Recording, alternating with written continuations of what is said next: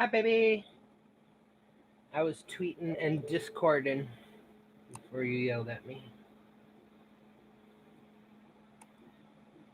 Oh, that's spot on my neck.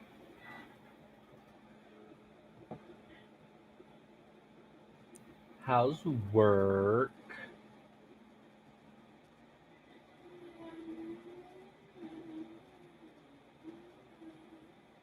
Blah. Why is it blah? Hey, Techie Dad. Welcome, welcome, welcome. Is he really? Son of a biscuit.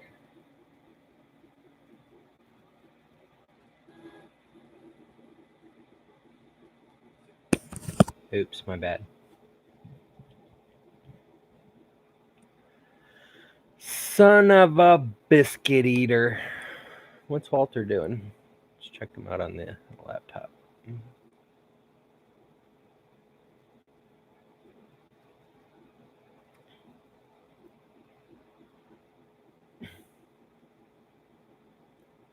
What's up, Brian? Oh, he's talking MMU stuff. I'm jealous. I don't have an MMU. I want to get a palette.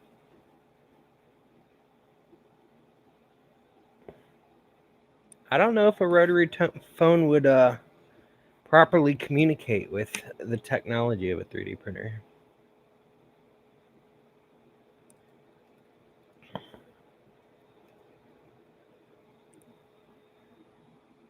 All right, I have country up too.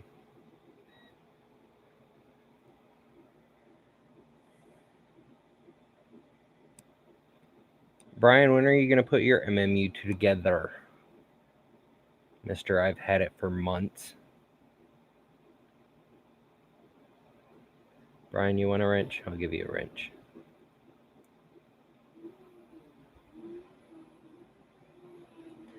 Speaking of, did you get my message on the Tweeterverse?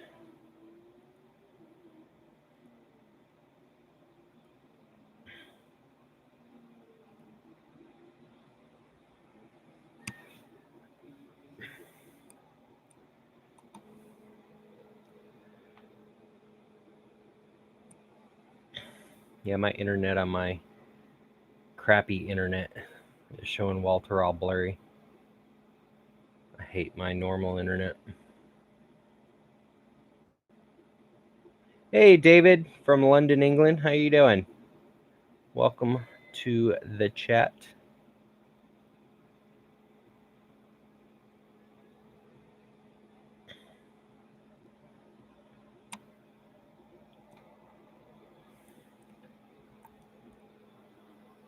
And the reason I figured I'd discuss dialing up in a printer is because it's weird. I was using my probed filament and I printed that 200% Joker.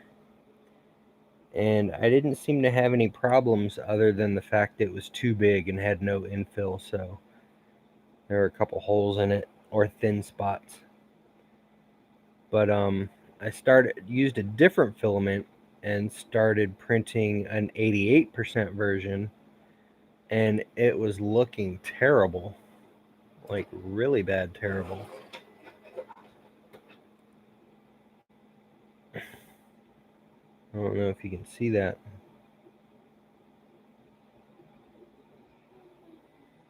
And so I started another one, and I slowed it down, thinking that maybe the 100 millimeters per second was the reason it was doing it. But it was still doing it at 50 millimeters a second until those top, whatever, 10 layers or so, you can see it smoothed out. I reduced the extrusion to 90%. So it's coming out super smooth there. So I'm hoping to get some good detail. I'm printing it at 1.5 layer height instead of 2. And like a 15% infill because somebody wants to make a mold out of it and cast it in resin. So I'm printing one for him.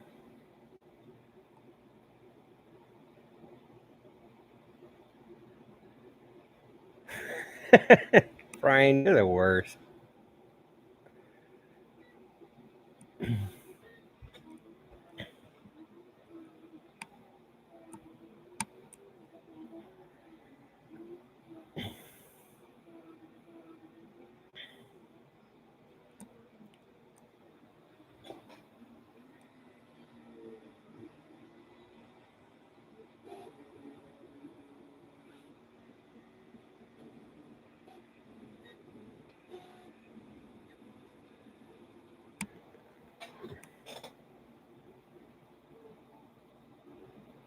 Where is my duet?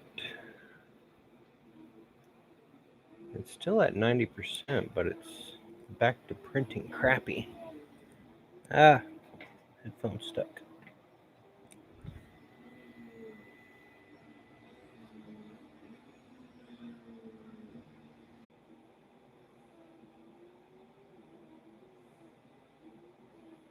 Hmm.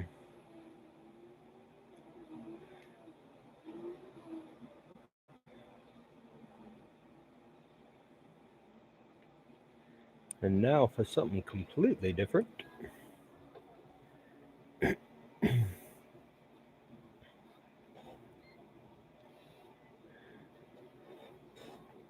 gotta get my dragon in the picture. I should go get the giant joker and put it behind me too.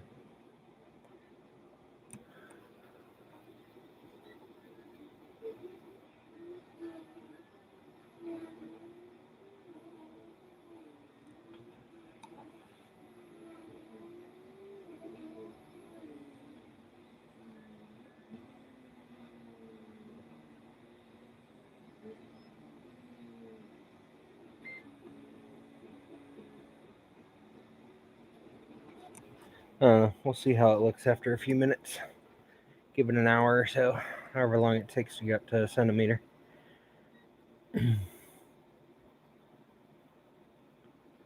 I really need to print temp towers on every single filament I use. And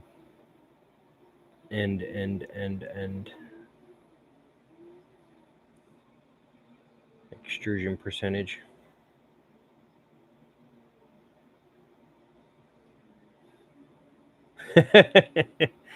I'm sorry, Techie Dad. I've got Walter up for the view, but I don't have an MMU, so.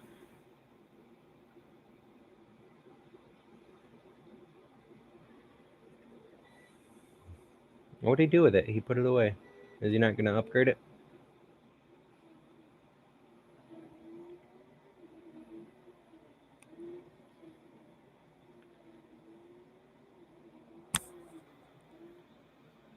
Walter is entertaining. He keeps lagging on my main internet. Like, I cut the cord and I canceled my DirecTV service. And I bought my mom a flat screen TV because she was using a ginormous. It was like a 24-inch, but the thing weighs a ton and is like this thick. So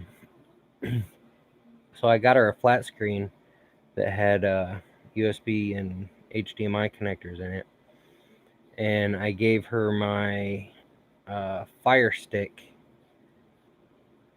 and I subscribed to Future in Your Eyes. I subscribed to Hulu TV, and I'm also Amazon Prime member and Netflix. So I got that all on her TV. And now the internet keeps crashing every 30 minutes. It sucks.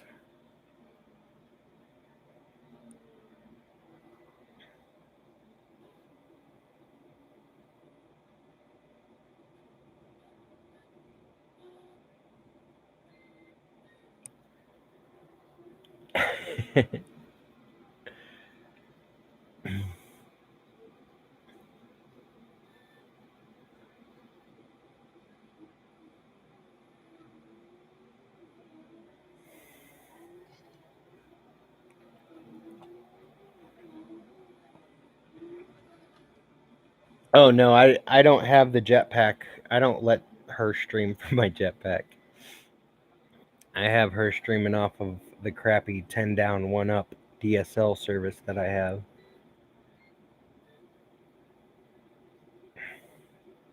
Like the only thing that runs on my jetpack is when I stream. Or when I need to, like when I got my new PC that is sitting over there on its side while I cry. I hooked that up to the jetpack just so I could download everything faster.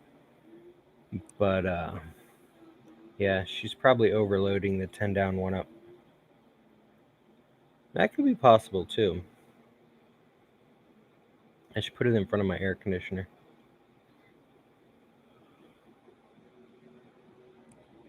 But the DSL sucks. I need to save up money and upgrade.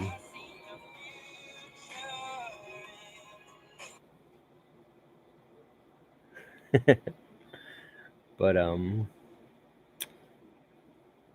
yeah, I don't know. I might be moving towards the end of the year or in a couple months. We'll see. Depends on Rosa.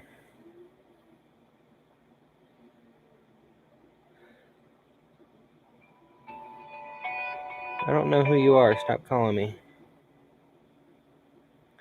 Depends on La Rosa. Let's see. Are you printing smooth?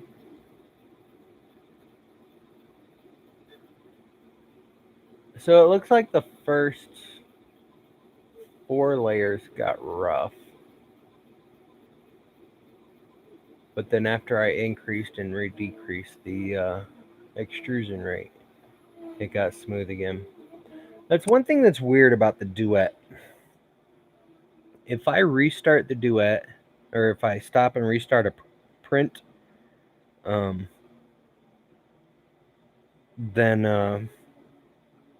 it doesn't keep the settings. I have to reset everything. And one thing I really, really don't like about the Duet, and I'm sure there's a setting somewhere, is if I pause a print, it moves to like 0, 0. But then when I restart it, it moves back to the print and then extrudes like 5 millimeters of filament and then lowers and starts printing. So essentially, it plops out a goop and then seals it to the print and then starts printing and then gets in the way. And yeah, the purge. I need to turn that purge off. What's up, She?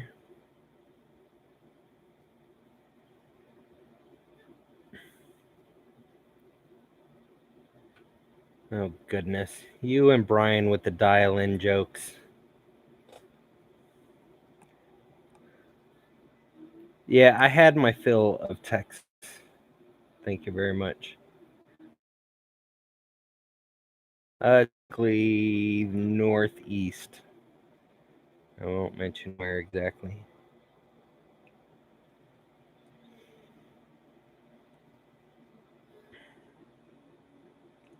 Brian, he literally posted a rotary phone in my Discord channel.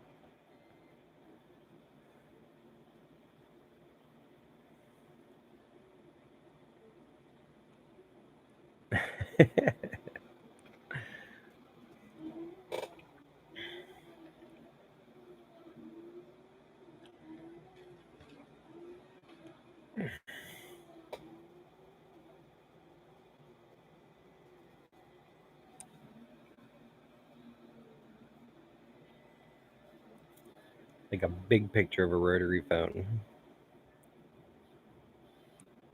And not even like a modern rotary phone. That thing looks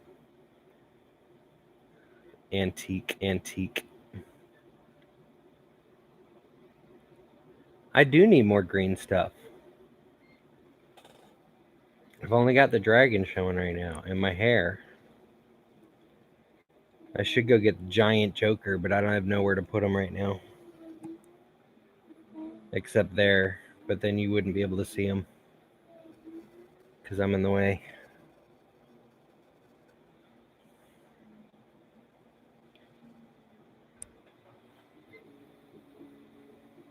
Oh yeah, that's pretty nice. Nice and smooth now.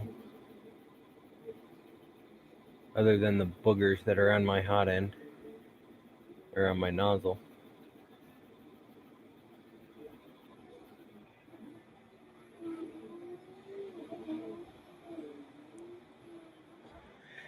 Yeah, well. Get green rectangles with pictures of Fraser. What? Nah, I'm good. Holla. What I need to do. Alright, so Brian, you do those temp tower and the stringing tests when you print or when you do your reviews, right? I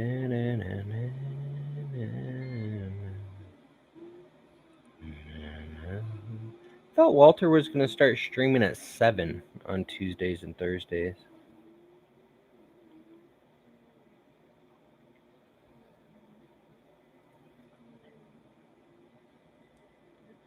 Smart temperature tower. Is that the right one? Yep, that's it.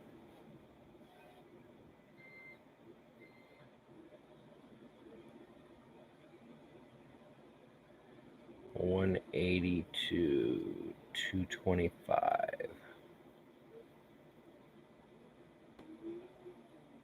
don't think I've ever printed a PLA at 180.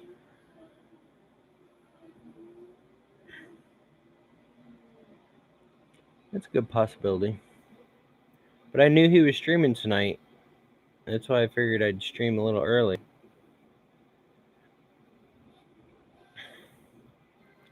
Ah, well. I need to get a, you have code drop in the Prusa Slicer to set the temp. Well, see, that's what I like about Simplify 3D. You can set the temp at whatever layer you want. I just can't remember.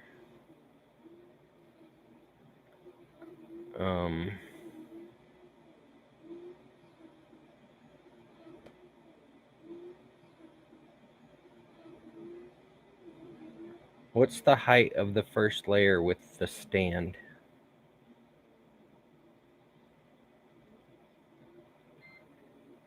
Is it 12 or 11?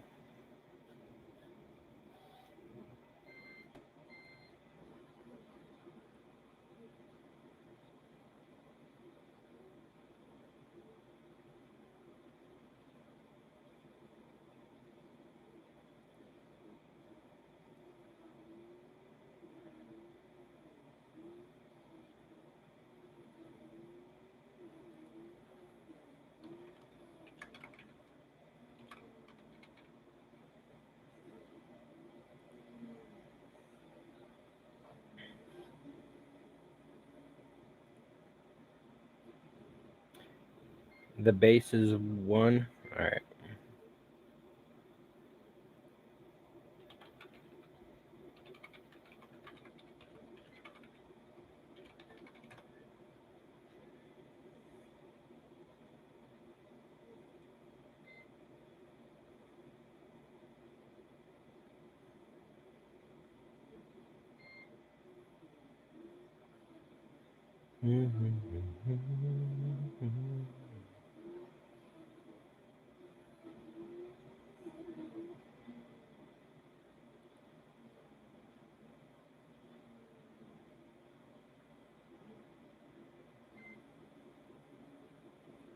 Yeah, I could probably do that, huh?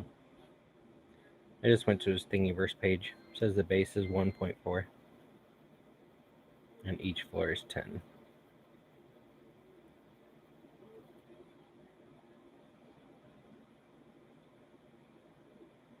I'm about to stop using it on my new PC once I get it running. Because, let's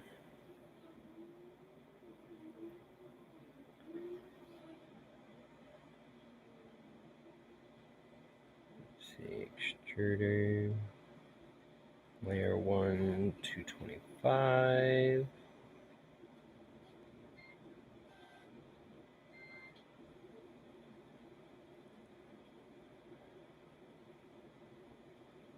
Layer, wait.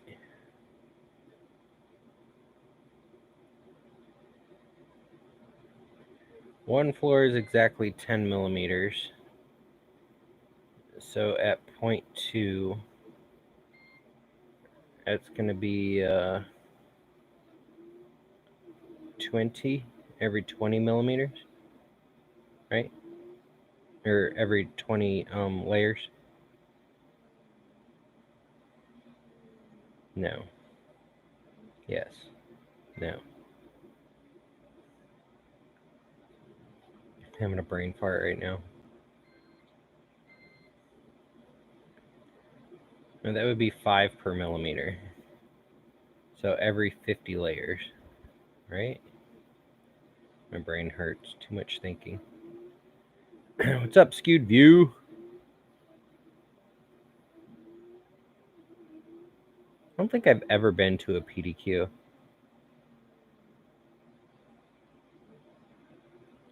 Yeah, I live on stream now. I have no life.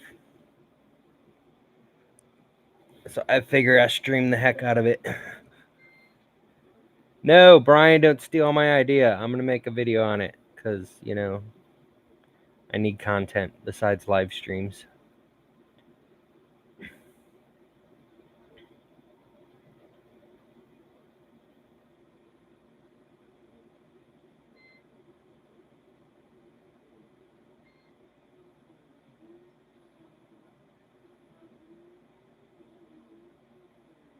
Yeah, it's like maybe the first layer is still wonky, but the second layer,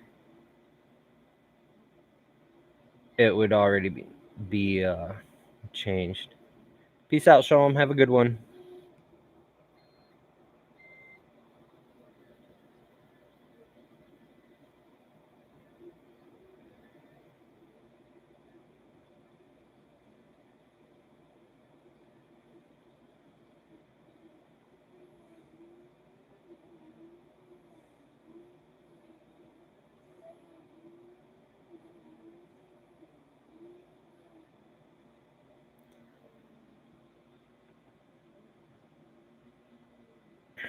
Hey, Vince. What's up? All right, so I'm going to guess every 10 millimeters is 50 layers because that's what my brain's telling me right now. So we need to go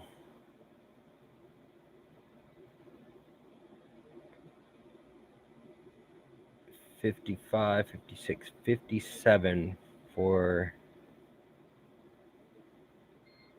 the first temp change. So it'll go down to 220, right?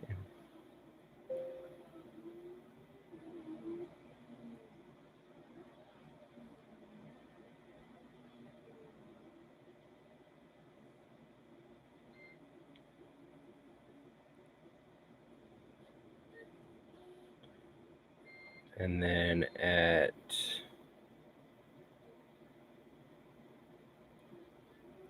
layer 107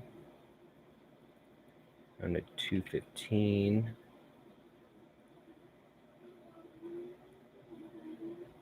Layer 157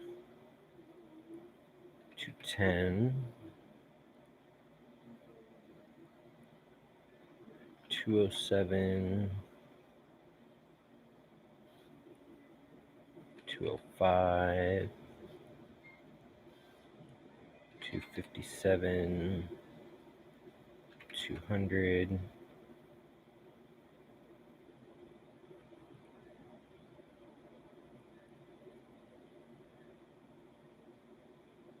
.307, 195, 357, 190. I know this goes to 180, but I don't know if I want to sit there and let my printer jam.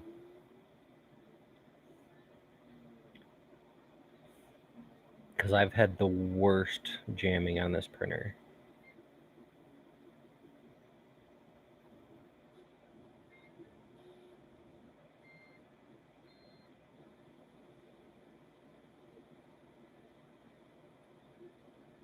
Alright, extruder, retraction distance.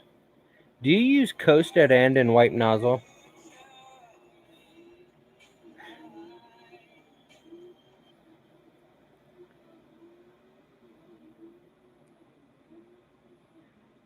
Hey Derek, welcome. Sorry, I was tabbed out into Simplify 3D. I can't wait until my new printer's up and running so I can have both my monitors up again.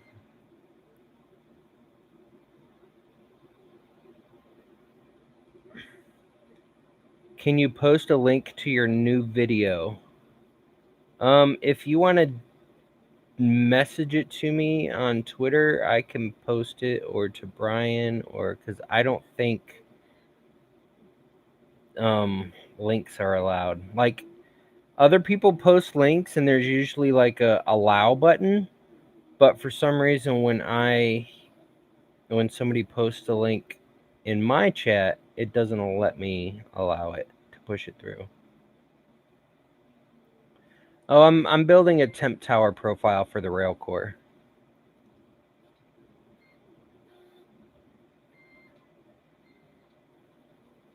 Or if you want to DM Brian or something with the link.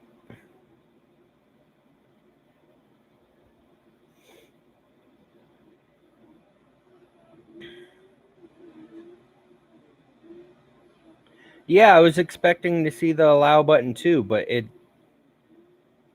not showing up. I don't know what's going on. Yeah, my channel's weird. I'm probably not cool enough to have those kind of privileges yet.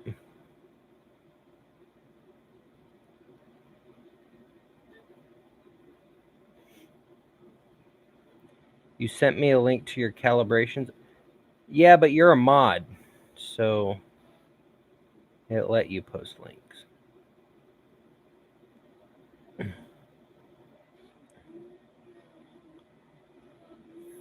Beep, beep, beep, beep. Filament extruder calibrations, E-stepped.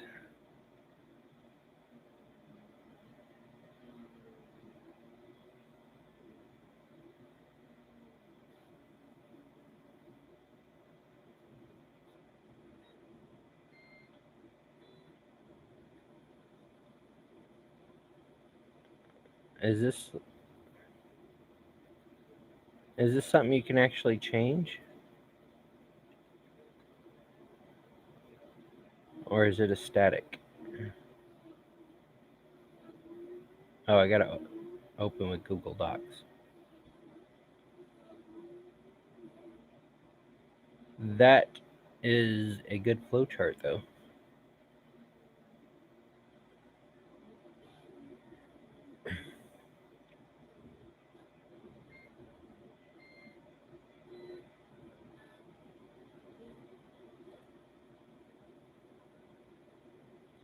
Have you made videos based on this sheet?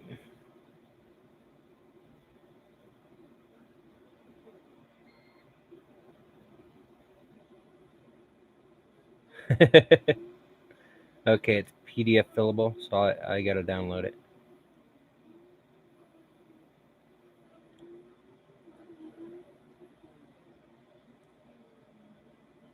Save file. See, I was gonna, cause we were watching. Well, some of us were watching the Edge of Tech's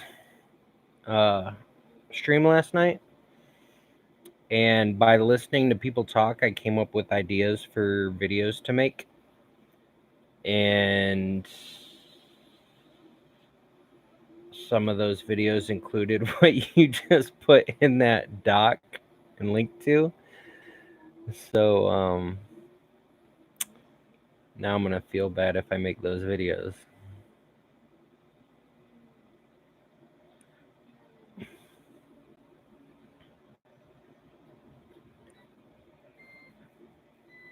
Maybe I should make videos specific to the artillery sidewinder and the rail core.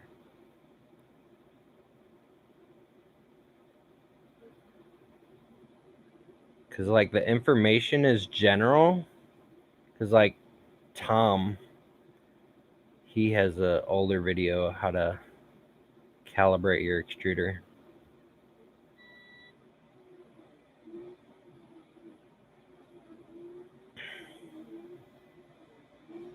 I should base all my videos on the rail core and the artillery.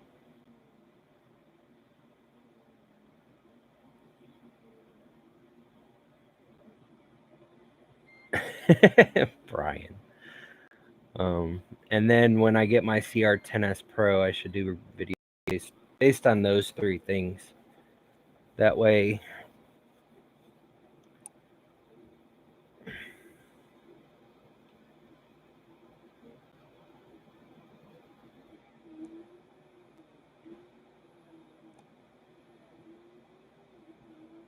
I haven't seen Howie in a while, and I'm actually wearing Howie 50's t-shirt that he gave me at Murph. I don't think I've seen him on Twitter in a while.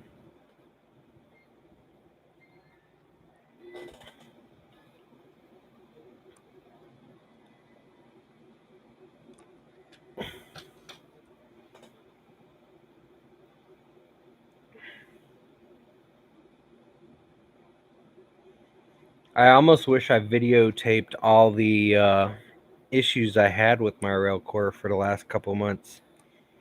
But then it probably just would have made the rail core look bad and nobody would want to buy one. But I'm fairly certain that the majority of the problems were my own doing. Hey, Michael Cassell.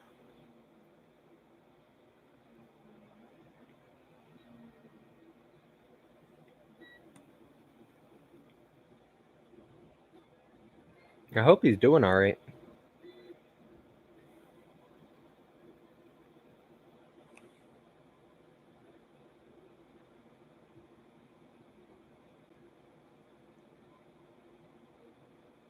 Yeah, I was for the first 7-8 months I got into 3D printing. I was really, really wanting a Prusa.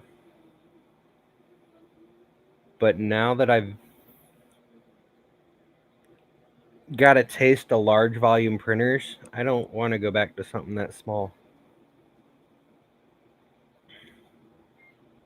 Go big or go home.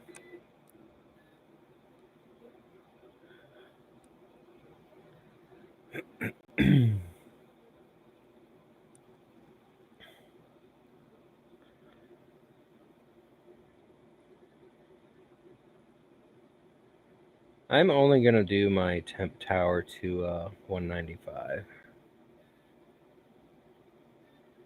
Hang on, retraction.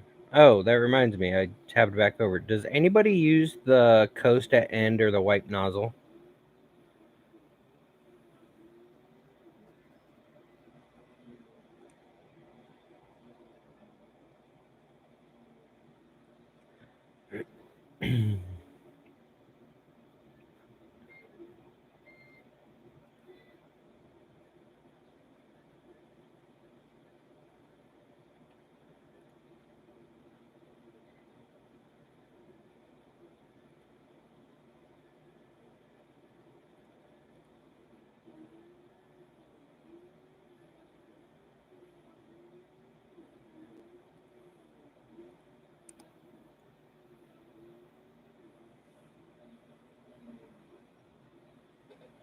I don't want to do the tower that I'm going to have to read down. Wait, is that in the same?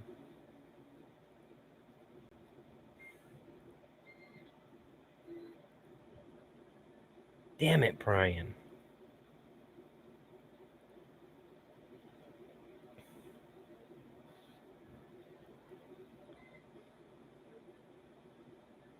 Just had to tell me about that one.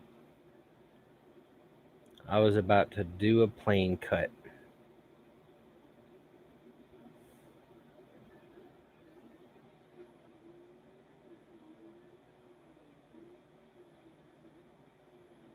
It's probably the Pet G one, huh?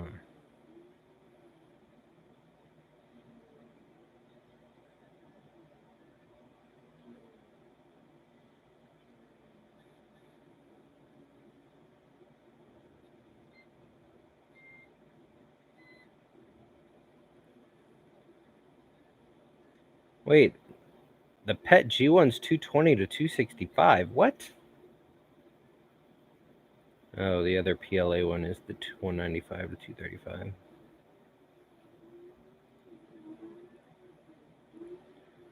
All right, let me load in this new tower that Brian just had to tell me about.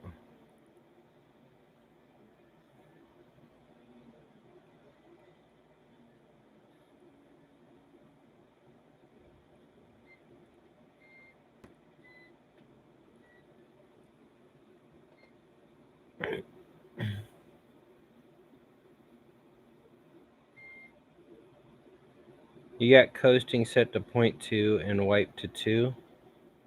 Let's see what mine's set to. My wipe's set at 260. Let me reduce that to 2. Or 2.6. I lowered my retraction down to 0.8.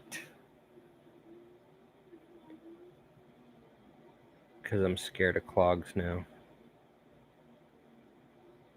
Oh shoot, I didn't even notice my Railcore PLA is set to 1.1 extrusion multiplier. That's probably why I was having issues.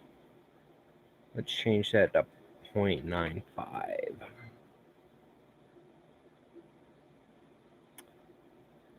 I swear, Josh, what am I gonna do with you? What's the best top solid layer, bottom solid layer, and perimeter? Perimeter I'm going to keep at 3, but as far as top and bottom solid layers, what do you guys think is best?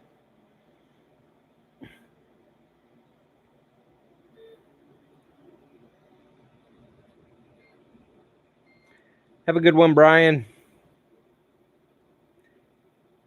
3 to 4. Hey, welcome, John. John Mack in the house. You do 3 for top and bottom as well?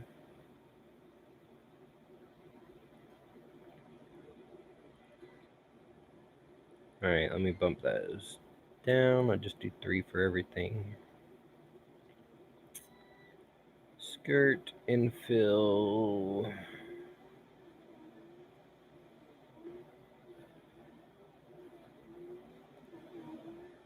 No support. Temps. I gotta redo my temps now. Layer 1, 235, 230, 225, 220, 215, 210, 205.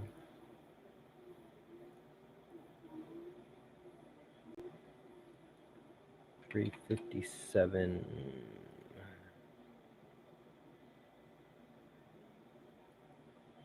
407. All right, we got 195, 205, 210, 215, 220, 25, 30, 35. All right, that should be good.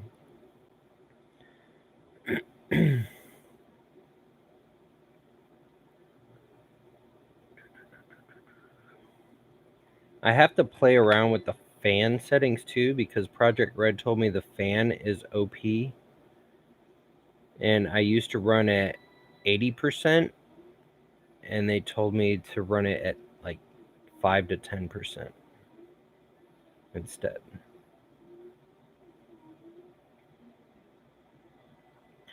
So right now I've got it at 8%. We'll see how that works out.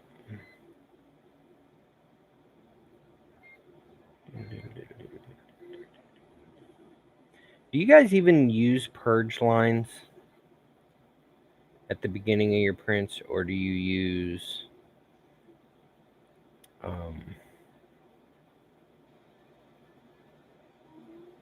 where is it? Skirts?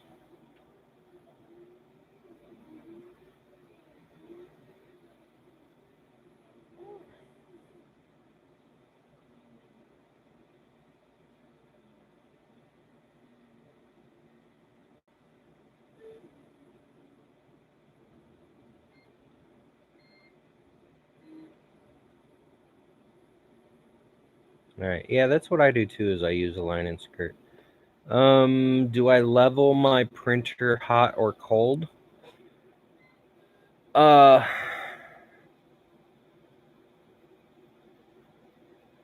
Railcore is a tricky subject for me as far as bed leveling. But the way I leveled my bed is because it has the BL Touch on it. Is in the Duet firmware, I told it to it probes like, I think I have it probing 24 places.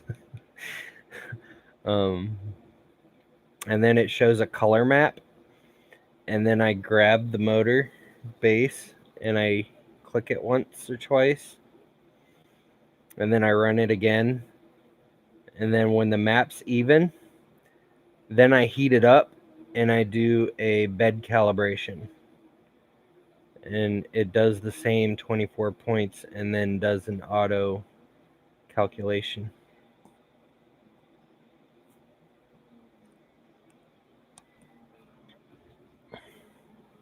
Probably not the best way to do it, but that's how I do it.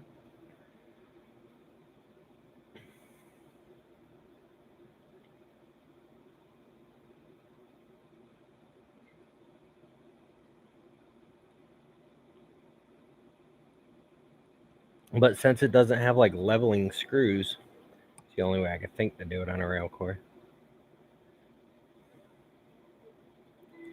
Alright, back to this temp tower. What else could affect things?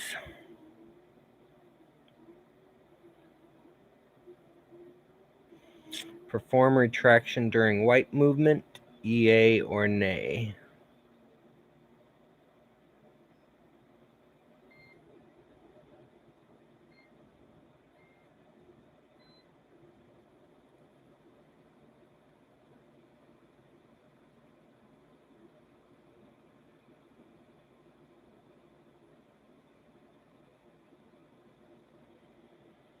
Yeah, I don't know if you've ever seen the Duet leveling thing. It does like a typography color-coded map thingamabobber. And I think my bed is weird because as level as I can possibly get it,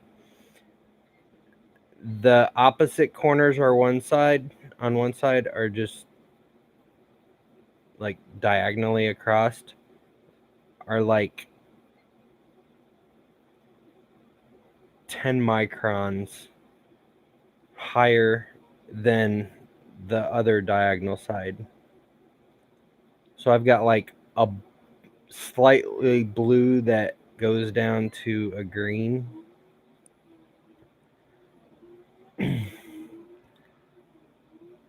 And I asked Project Red about it, and they're like, well, it sounds like your linear rails might not be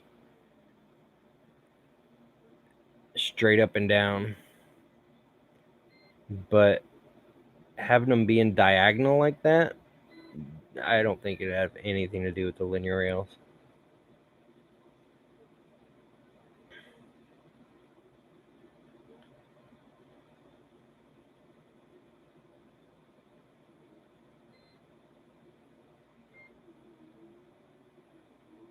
Derek, you want a nozzle? Who'd you want a nozzle from?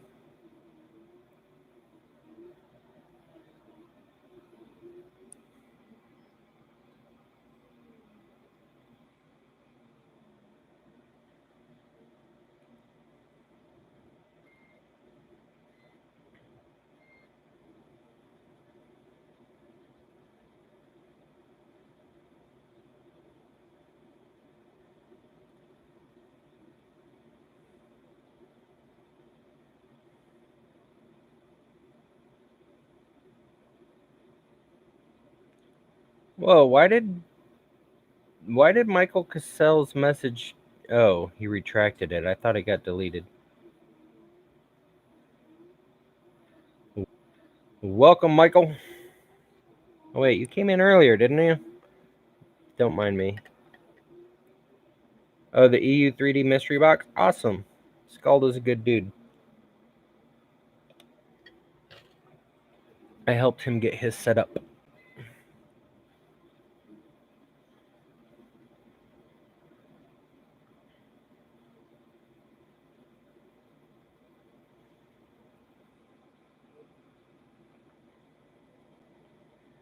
Gave him some tips.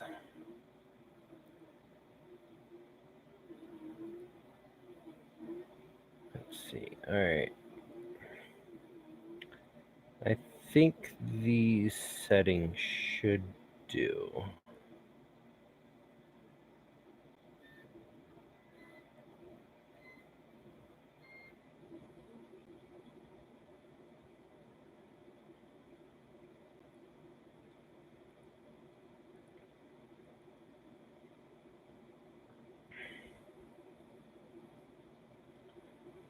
So let's save that.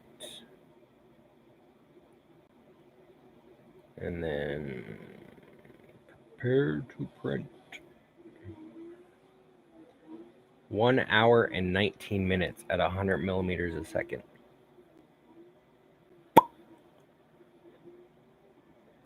I probably don't need any infill though, right? Let's take the infill out of there.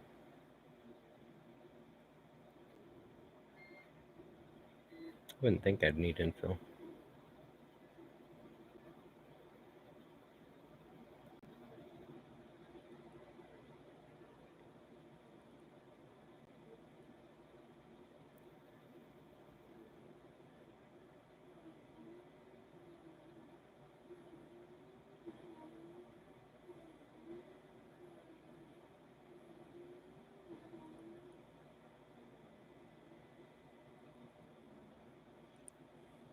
Well, here's a question for you guys.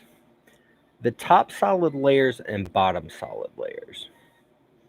Now, if you do bottom solid layers, is that the bottom layers on the build plate or the bottom layers on every single like overhang that has a bottom layer? Anybody know that answer?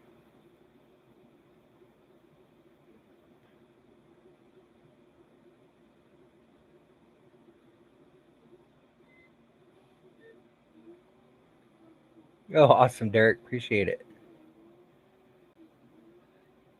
On Edutech, and all I got was a lousy 3D CNC.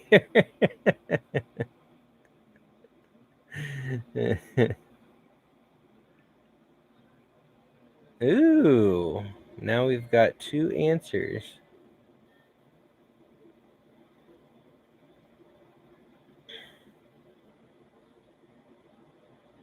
Hey, Michael Fox.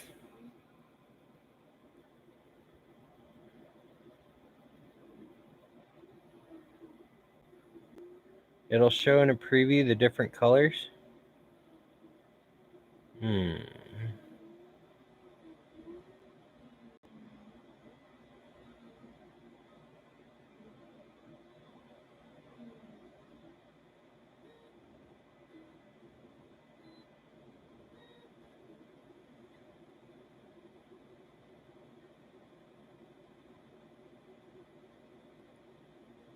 But then you've also got the top layers, which you could say is only the top layer of the print. However, there are top layers like throughout the print.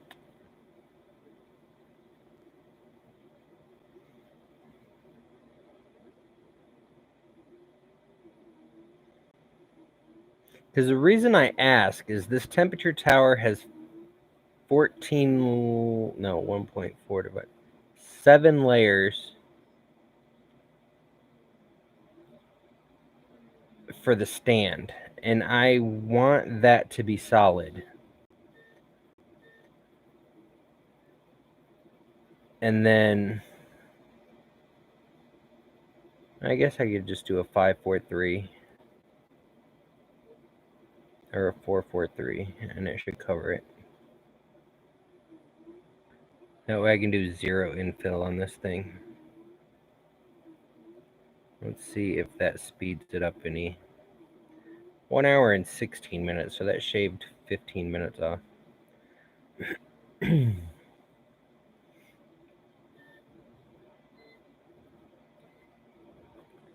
Save to disk.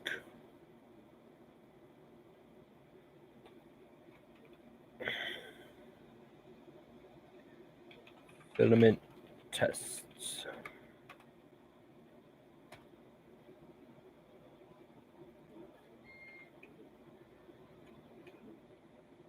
Tower 195 to 235. Save.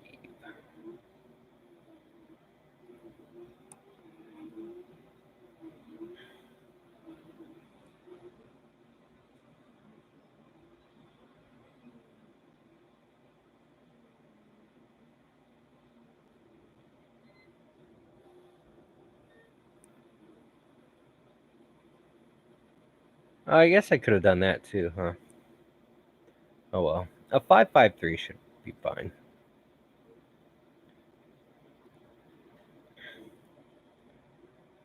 But in preview mode, how do you get those colors to show up? Now are you yeah. Preview by line, preview by layer.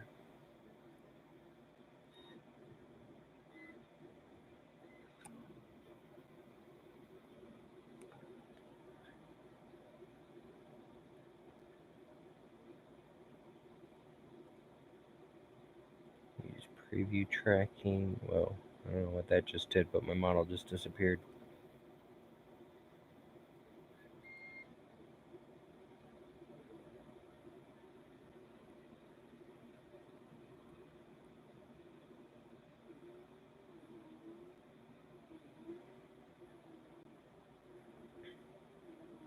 Yeah, in S3D, my entire model is just one color.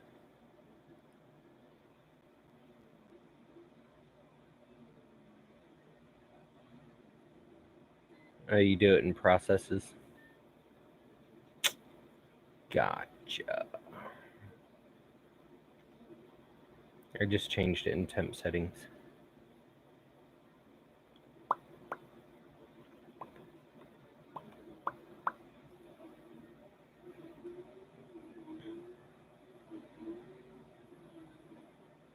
Oh well. It'll do what I want it to do, I reckon.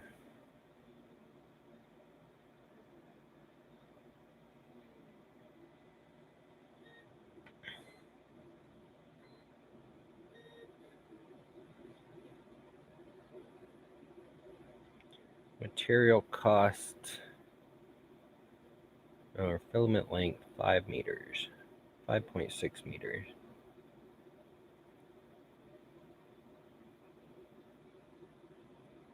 Showing the features. Where is the show the features option?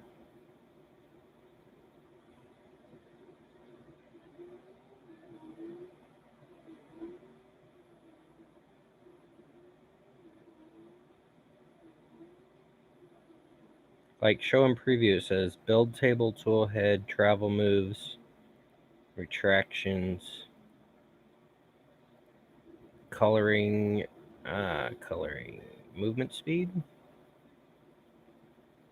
and active tool head, and feature type. There we go. Techie Dad, you're way smarter than I am. Alright, so yellows, travel outer perimeter. Solid layer, bridges, wrap, skirt, brim, prime pillar, shield.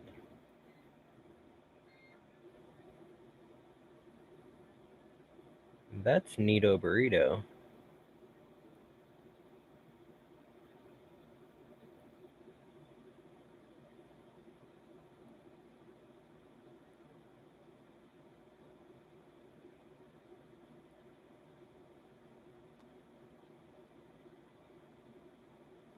The only thing I don't like about this temp tower is the text that's written on the bottom layer. Because if you don't have good adhesion, then that stuff goops up. It causes issues.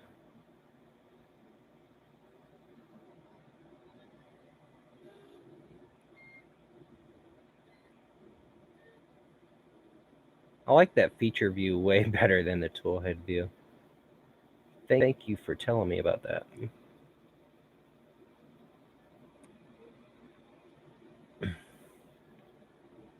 All right, let's do a temp tower on the artillery. Providing I can get this PEX sheet to that I ruined to get something to stick to it.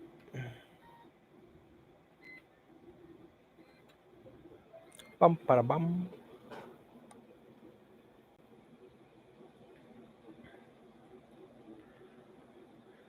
Oh, let's see. Printer files, filament tests, tower, copy. Yeah. Paste. And eject. Ba-dum.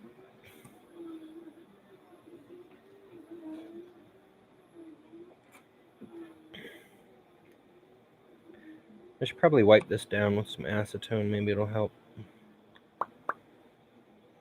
I totally ruined my sheet.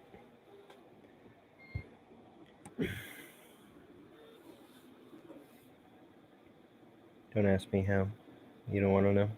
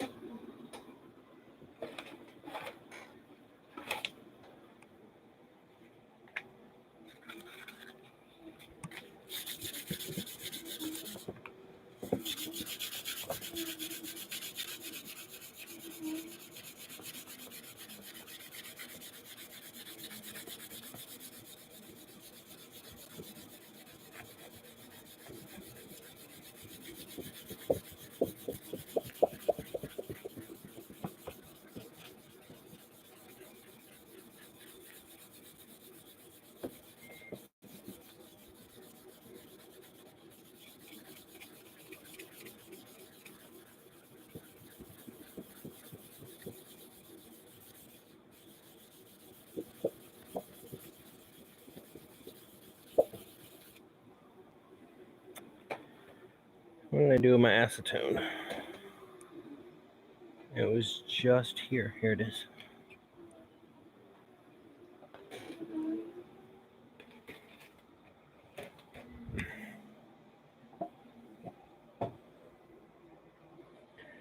Boop, boop, boop.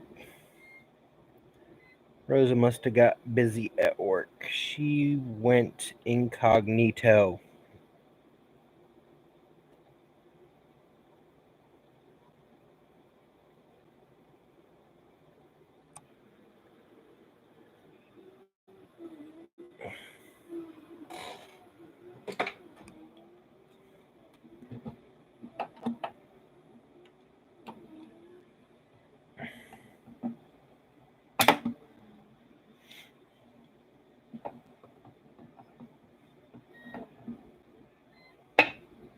Oh, son of a biscuit. I don't think that was supposed to happen.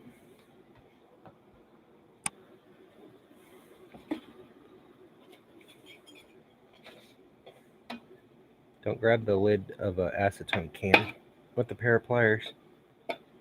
Are you kidding me?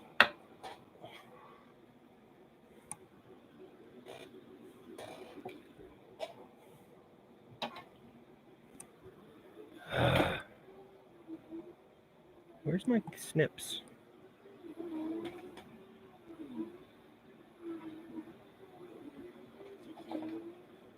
Like I was just using my snips. Where the heck did I put them?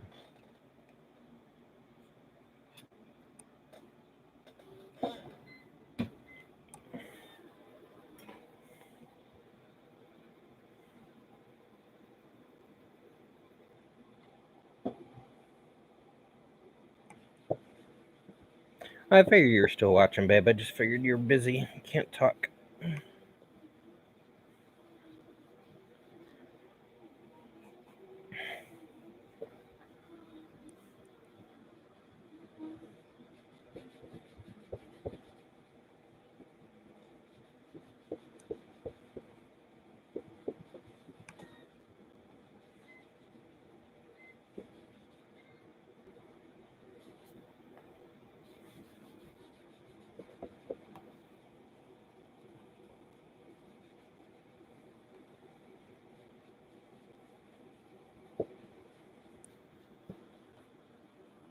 I have another question for you guys. I notice in some people's printer profiles that they do like 120% extrusion on the first layer. Probably not that much, but I mean, an increased percentage on the first layer of a print to get it to stick better. That's PLA, right? Yep.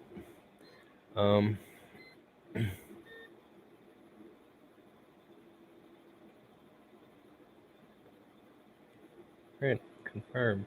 Yes. Wouldn't that basically throw off your tolerance on the first layer, especially when you're trying to fit pieces together?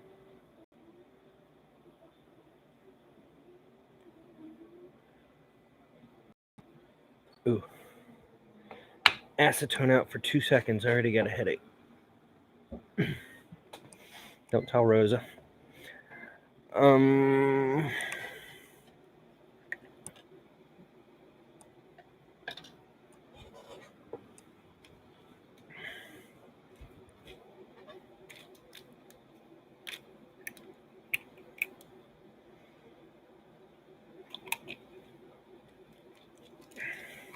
Yeah, I figured it would. So I don't know why. I mean, I guess for just displaying a print wouldn't be bad, but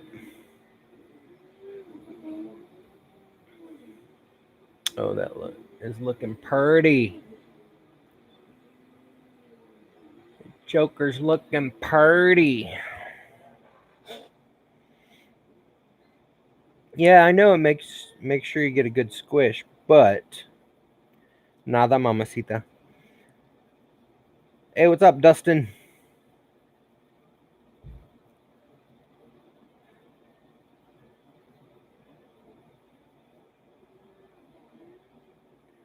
What's up, Michael Fox?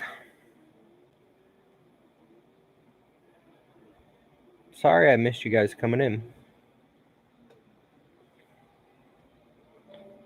105% throws it off? Yeah. I like I can't fit anything together. I always think I'm doing something wrong. Man, that print's looking beautiful.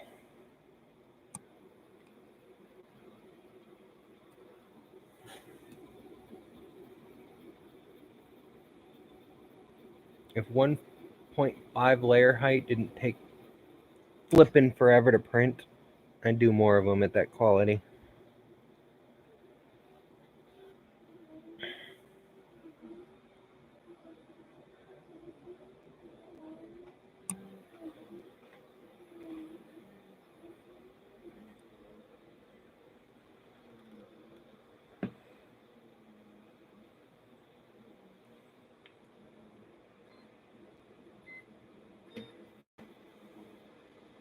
Oh, son of a biscuit. Stop, stop, stop, stop, stop, stop.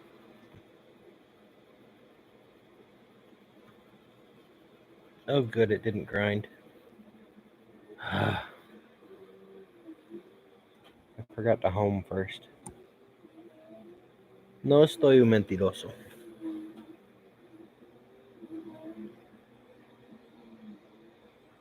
Oh man, it is 2:35 is definitely too hot for this.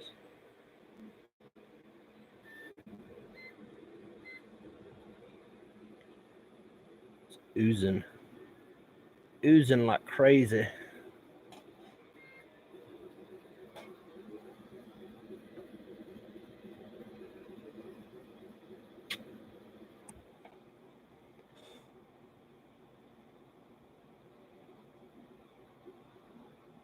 Yeah, I can't wait to see it, Michael. When are you going to post it? Make sure you tag me. I will retweet it out.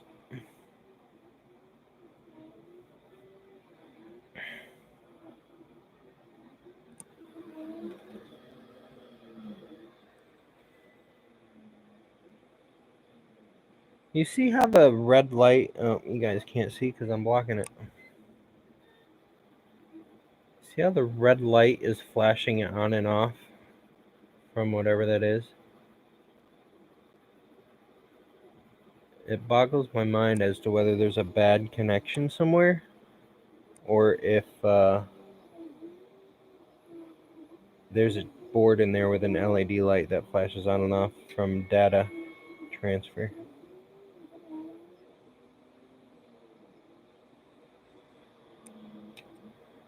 There is absolutely no squish on that layer.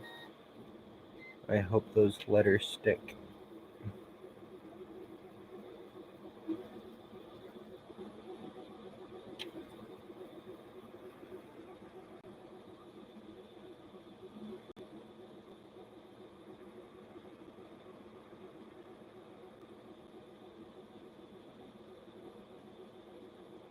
If they don't, I'm in trouble.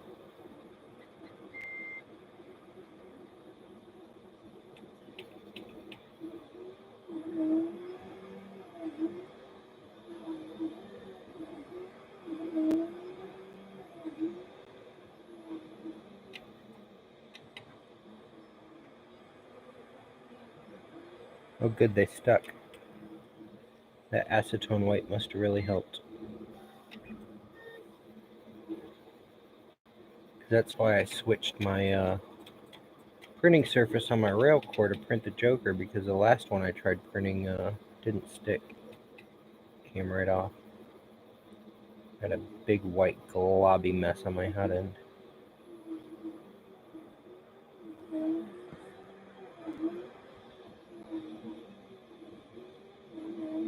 I miss the days when I used to be able to have my printer just print and go. I didn't have to watch the first layer every time. What are you... Where am I finding little metal tips on my clothes? What editor are you using, Michael Fox?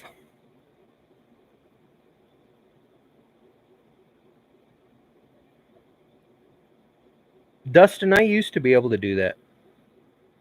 On my AM8, for the first 11-ish months, and it has a print bite surface on it, I could just tell it to print, walk away, and come back, and it'd be perfect. And it's the only printer I've had so far that I could do that with and never have to worry about it.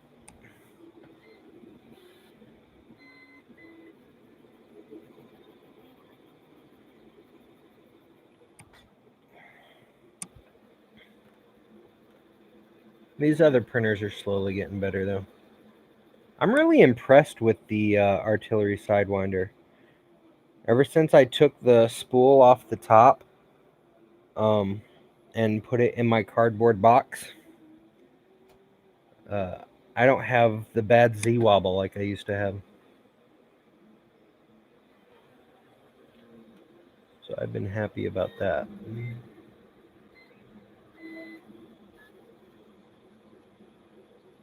Like, I printed that Joker stand at 100 millimeters a second, and it didn't have wobble, which was awesome.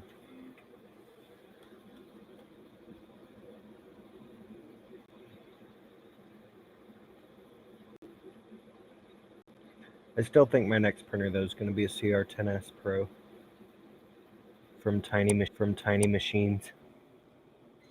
NCH, I have no idea what that is.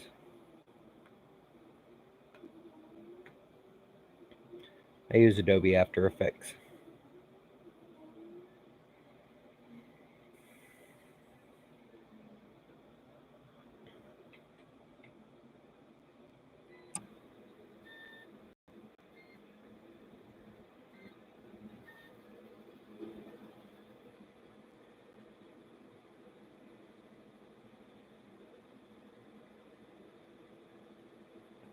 Alright, so we have to stream for at least another hour and 15 minutes for that temp tower to be done so we can discuss what makes or how to choose the proper temperature on your temp tower after it's done. Because there's multiple factors, right? There's the layer adhesion, the stringing, the bridging,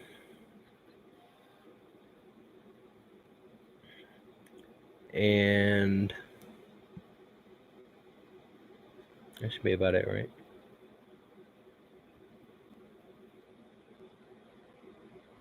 And the overhangs. That's it.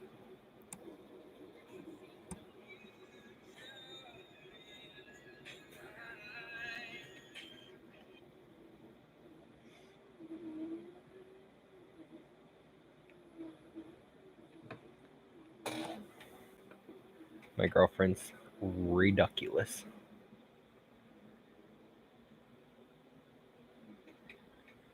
Premiere Pro 5.5. I don't know what version I'm on. I've got Creative Cloud membership. And so I have whatever version is out, but I don't use Premiere. I use After Effects. Because back when I used to do editing for a cooking show, an online cooking show. And I was always having to use After Effects for the silly stuff that the chefs wanted in.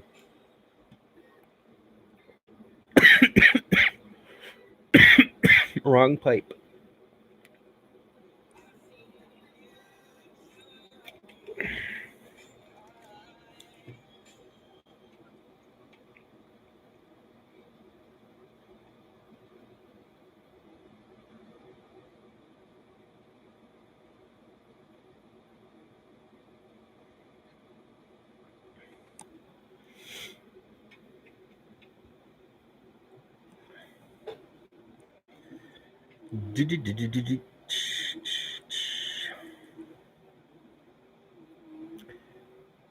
Wow, looking at Walter's stream, he has 5 million tiny little parts. You seriously have to go through all that work to upgrade from MMU2 to MMU2S?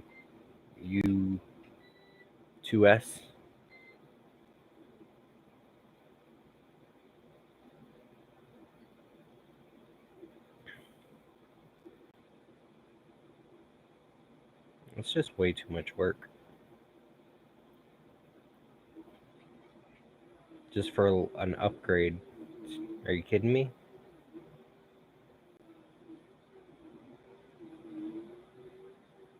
I want a palette.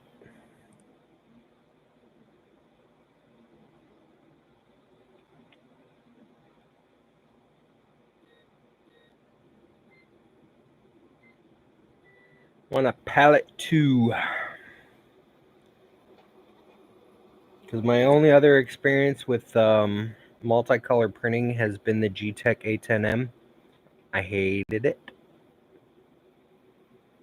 Like, it was cool when I first got it. I was like, wow, I can do 2 colors.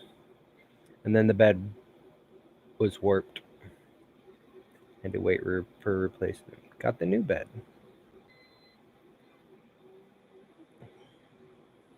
Then there was 50 million prints of tweaking. Got it to do a decent print.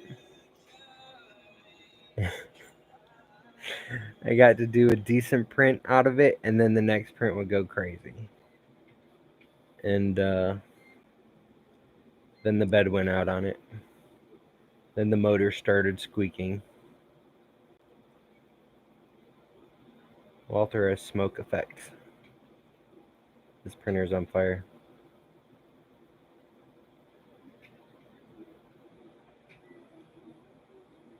Yeah, if I had the patience for painting, like, I don't know if you guys ever watch Fun King 3D streams or videos, but if you look on his shelf right below the D in Fun King 3D, there's a Joker that I airbrushed. It was the first thing I ever airbrushed. And it was coming out really nice. No, I can't stop playing with my ring. It's an involuntary movement, like breathing and my heart beating. But it was coming out really nice. And then I started getting into the fine details of like the eyes. And all of a sudden, out of nowhere, it would shoot out clear water and blow the paint into like a spider web. And I'm like, are you serious? What the heck is going on? I like emptied the little water thingy on the compressor and blew it out, started again, and just would spider web everything. So I was like, son of a biscuit. So it got ruined and then turned into like a weird piece of artwork. So I went over there one day to his house and I was like, here, want a badly painted Joker?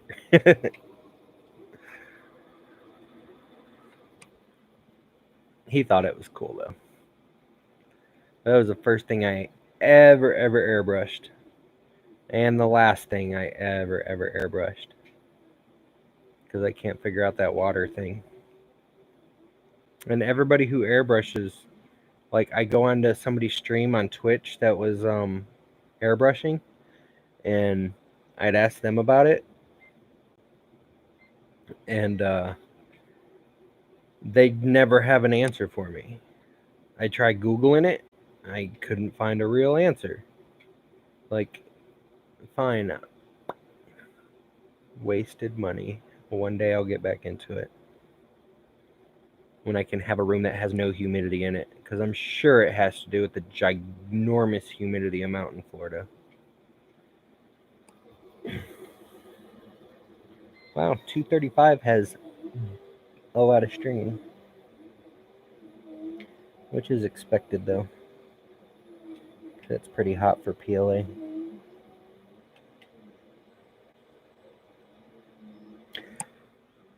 But that's another reason I want to get away from Simplify 3D, because I want to have a profile for every single filament brand and color and type. And I know somebody else who did that, and Simplify 3D shut them down, saying that they were suspected of abusing the software. Like, how do you buy a product for, what was it, $150? And then the company can shut you down because you're making profiles? It just makes no sense to me. No sense at all.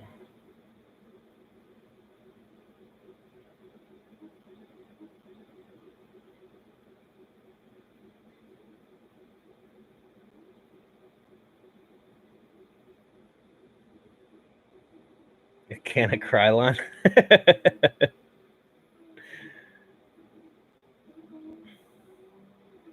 I'm wondering if chalk painting would stick to the filament.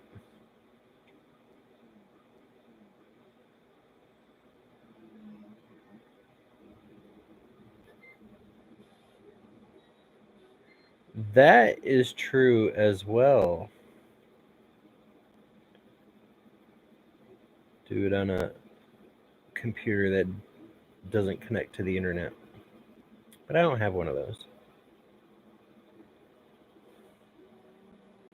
Like maybe this machine that I getting rid of, I can do it as a non-internet accessing machine. Wait. 150% alien with a solid infill with ooze? Why would you use that much filament on a single model, especially the alien? I print it with 2 walls, 0 infill at 80%. That's how I do the show off sample aliens each month on the reveal pages.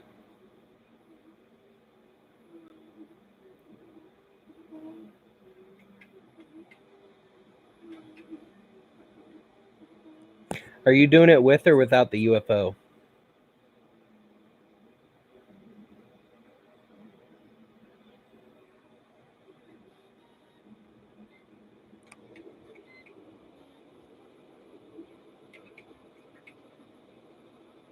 Yay, it properly went down to 230.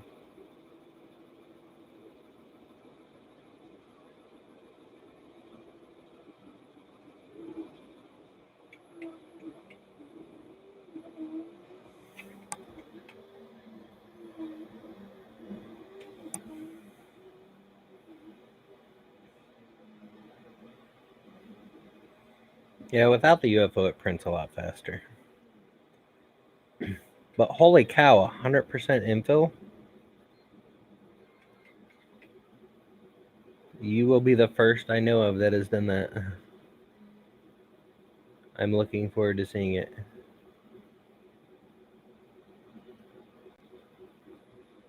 I just put in another order for ooze. I'm waiting for IC3D to get back with me.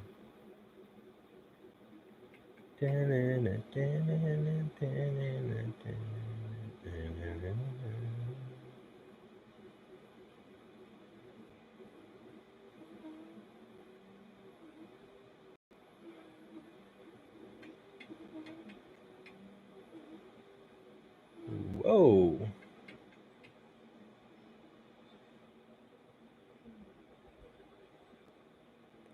I hope this is a referral discount.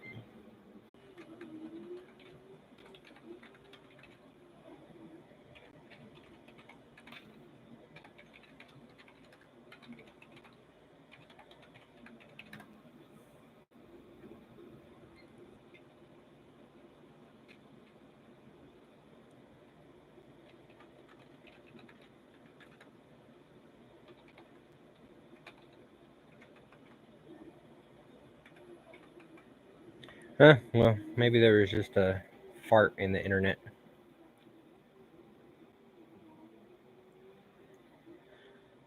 I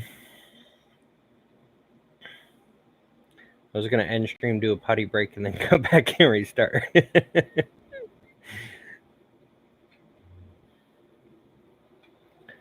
Mega do a potty break real quick anyways, and let you guys have the joy of printing.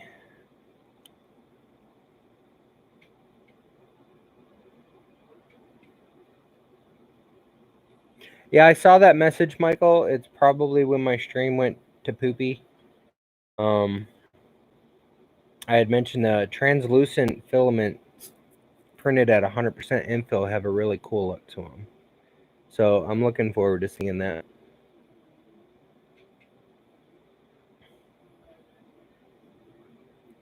But 150% solid alien. That guy's got to be where? I know I have an alien around here somewhere. So 100, 150. So it's probably going to be about, no, this is 80. This is only 80%. So 2 of these would be 160%. So we'll go this tall minus the antenna.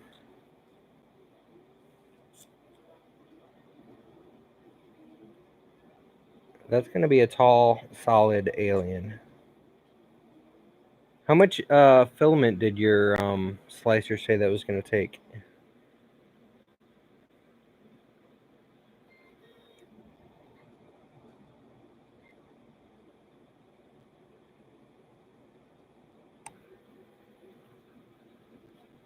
I had this guy. This is the temperature changing one. And I'm sitting up here. And he turned completely white.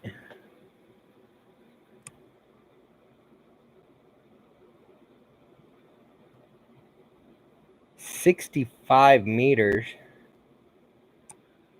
Let's see. So out of 300, it's about a quarter? About 250 grams.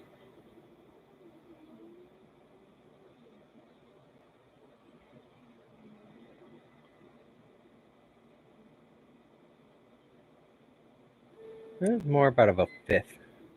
Maybe about 200 grams.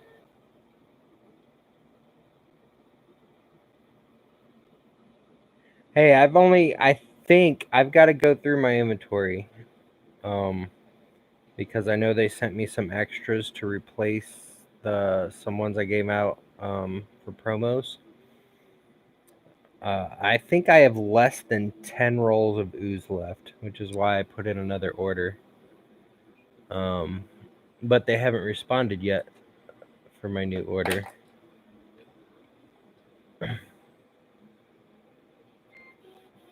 So I'm hoping to get that soon.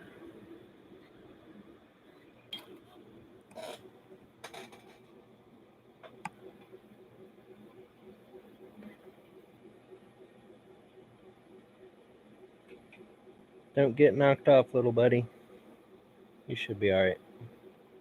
At least until the print stops.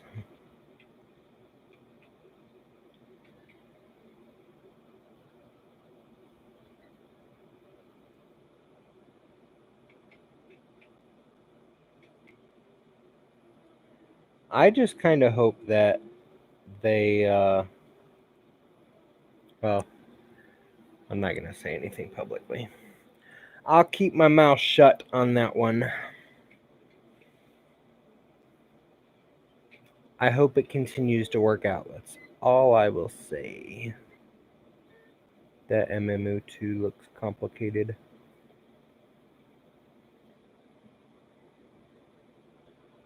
No. I do need to take a potty break though, so I'll leave the camera on the prints for you guys to watch, and I will be back in a minute or so.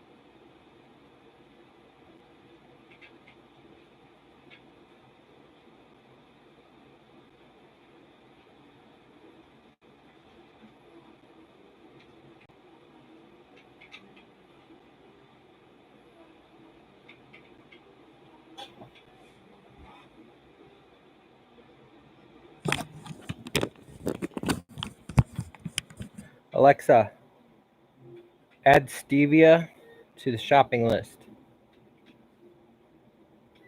I added stevia to the shopping list. Alexa, add coffee to the shopping list. I put coffee on your shopping list.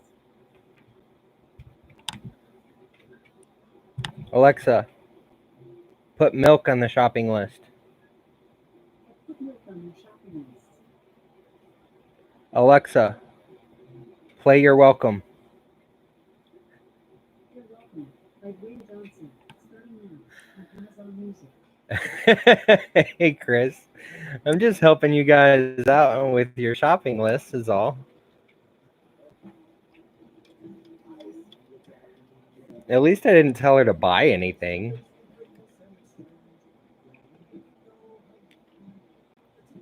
Just helping you out with your shopping list, is all.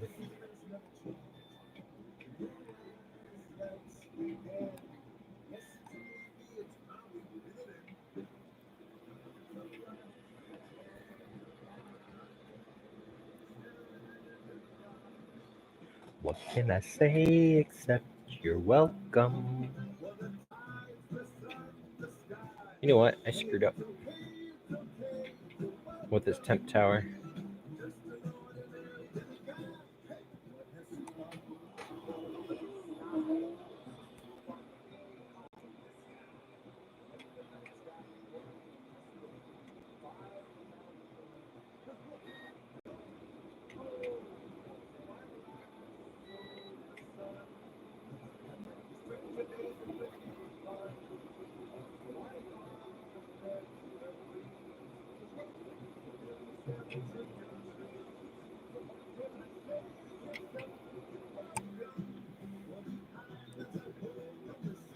You see a cow? No, I'm doing a temp tower. But I screwed up with the fan.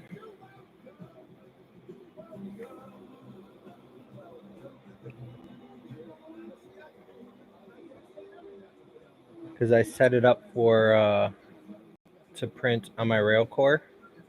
So the fan speed was set at 8%.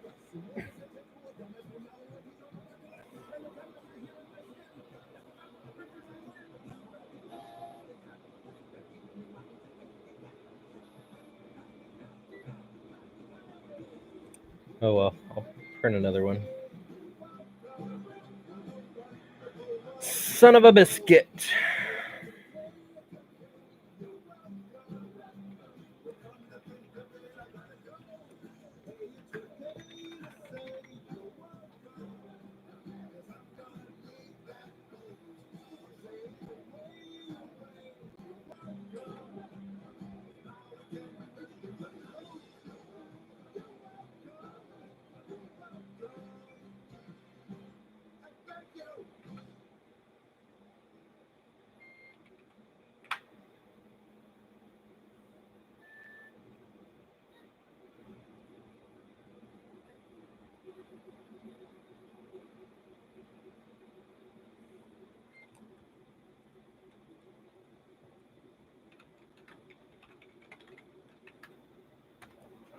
It shouldn't have too much effect for the temperatures, 235 to 225, because I'm not going to print PLA that hot anyways.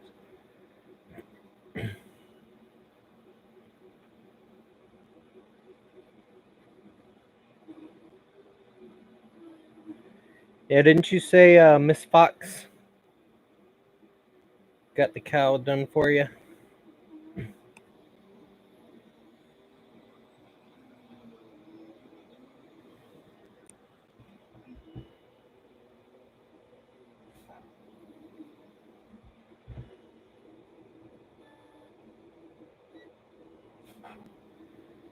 I didn't do the cow. I probably should. Before Earth. I want to try to get the projects built from the past year and all the filament printed in little aliens to display.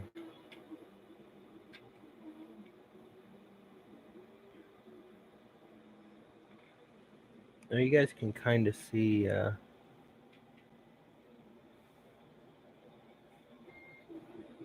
It's funny. The guys at the electronics store,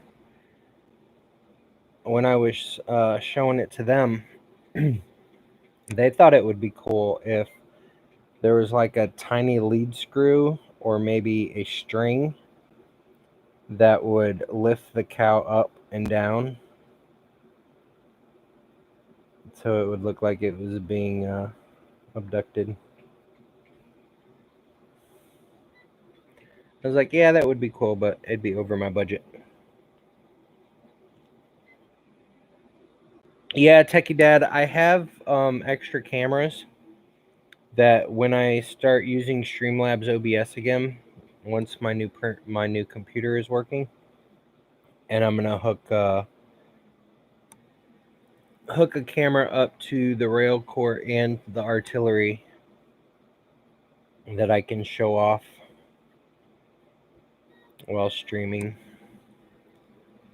But unfortunately, with the graphic card dead on this PC that I'm using, and the graphic card that has so far taken 6 days to go from here to California and has been in the same city for the last 3 days, saying in transit, my RMA'd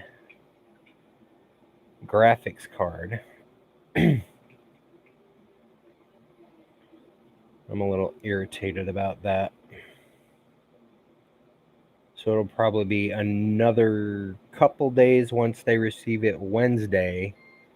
It'll probably be a couple days for them to process the RMA, and then another week for me to get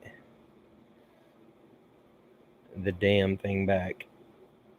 Excuse my language, dang thing back.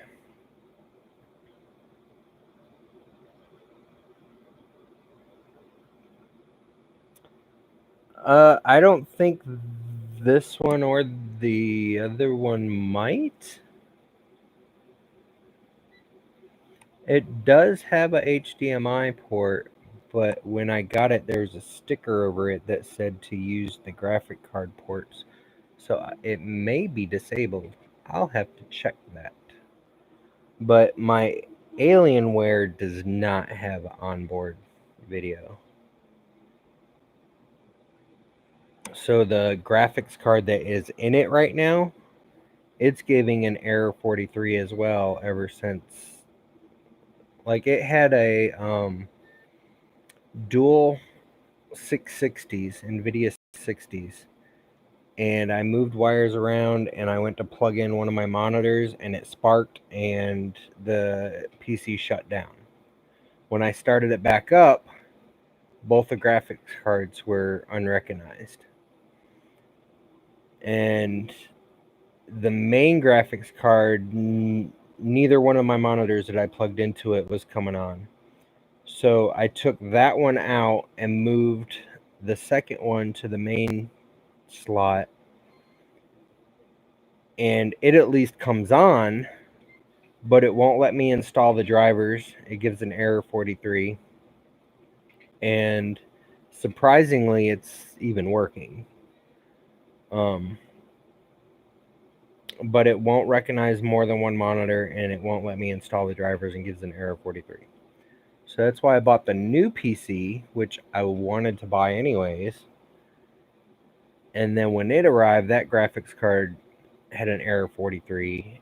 I updated the motherboard BIOS. I updated the chipset. I updated like 3 or 4 different things. And it was still error 43. So that's when they said to send it back. So I sent it back.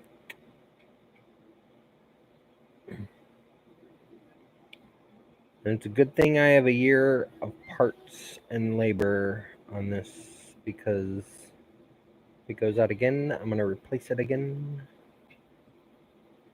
They told me they would immediately send a new one out and wait for me to send theirs, but I would have to give them $1,000 deposit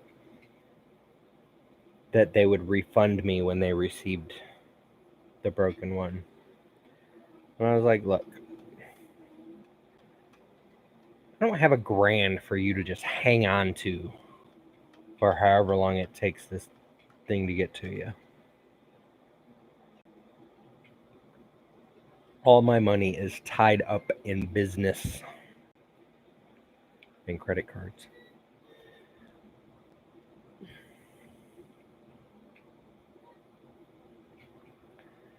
Apparently, they don't trust me, which I understand there's probably a lot of scammers out there who order a PC,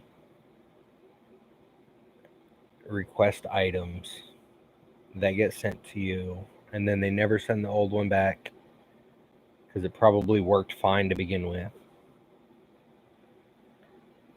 But I got too much writing on my brand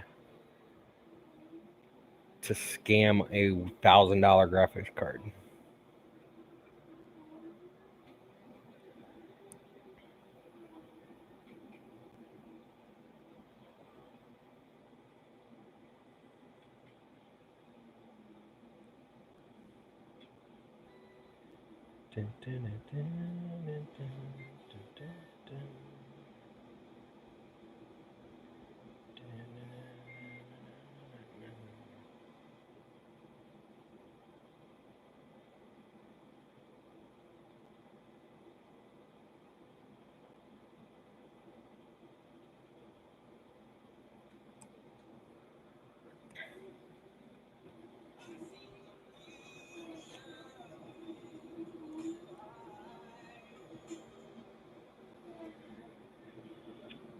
Oh, my cookies.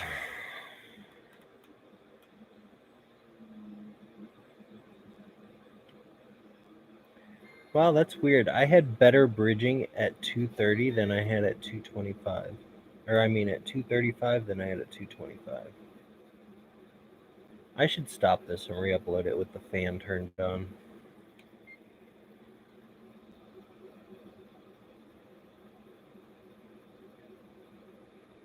Because that may skew my results.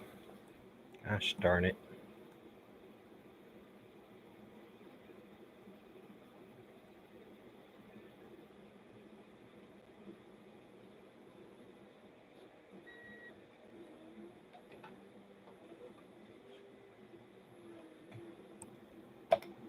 Gosh darn it.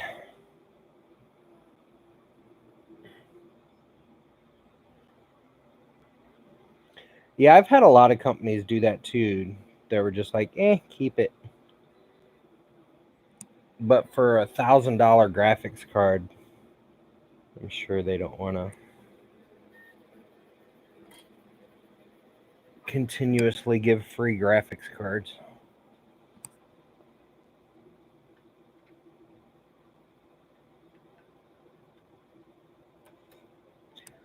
I mean, I understand their reasoning. I just don't like that they applied it to me.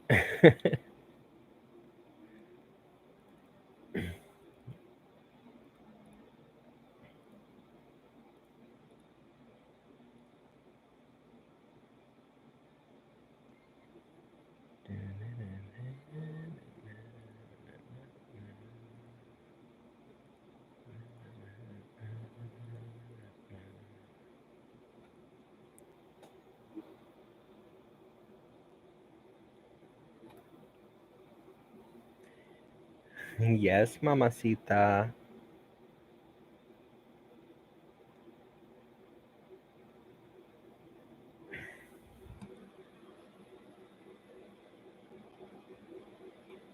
Rose is blowing up my phone. She's not in her office. Rose is blowing up my phone. She's not in her office.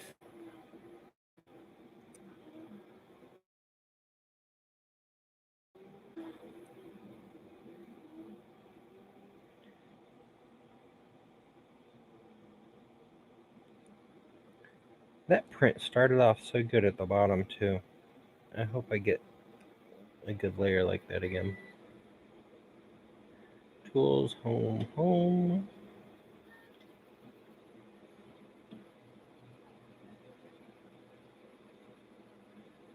Back mosey.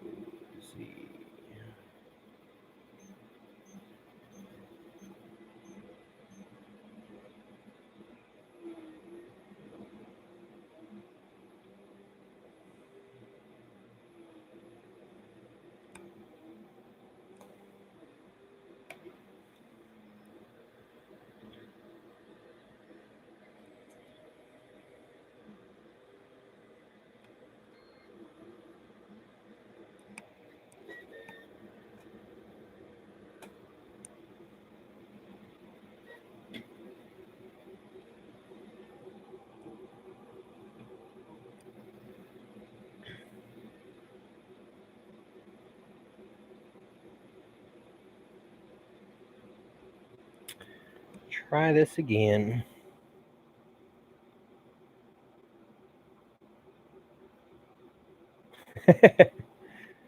Yeah, I don't think they would go for that.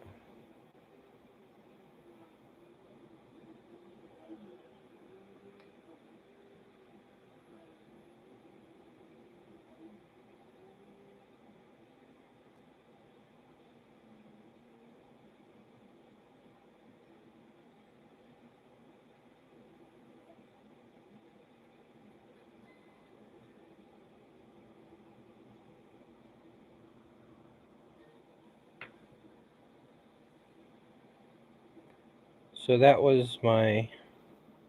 I need a better camera, for real.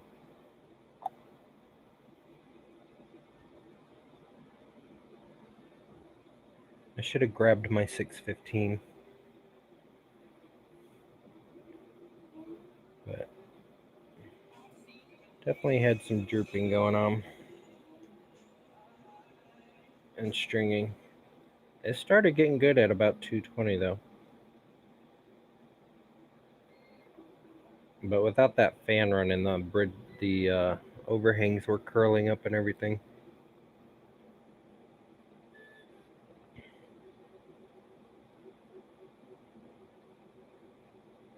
At 100 millimeters in second though, that looks pretty good.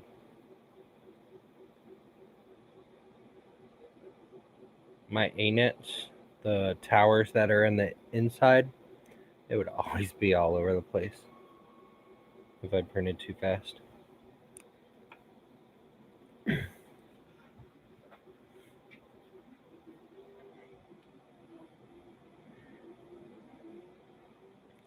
Yeah, I should have researched this company. Um, before I purchased from them. But basically, I had to finance the computer.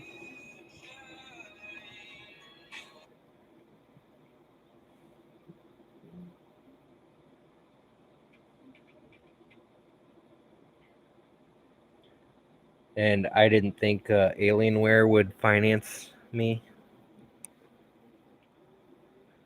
So I didn't even try.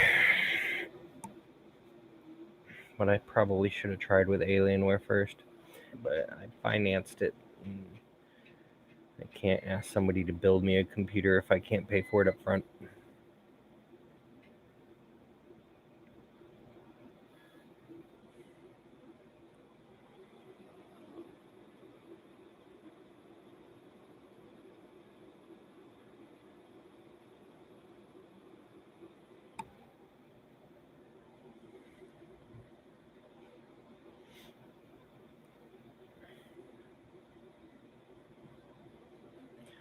Well, the company that I picked, iBuyPower, that's what it was.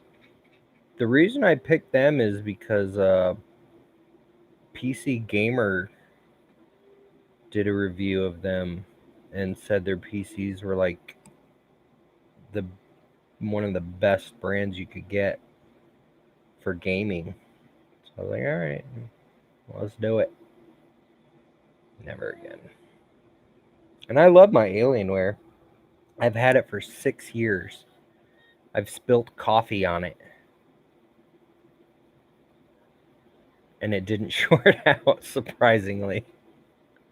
But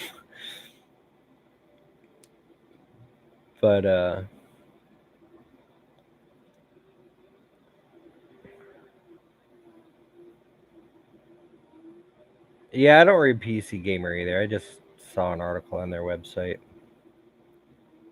I was in PC Gamer in 2003 or 5. I can't remember. I think it was 2000, either 2000. I think it was 2003 ish. I was working for this company that was developing a game, and the game turned into vaporware because the owner of the company and the main programmer oversold himself and his capabilities.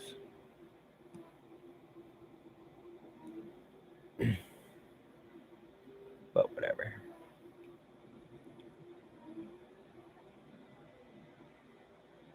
Hey, Sean. Welcome, welcome. Yeah, I up until I got this Alienware in 2013, I built every single PC I ever had before that, starting in 1997. And what's bad is that my very first PC I built in 90, it was either 97 or 98, but I think 97.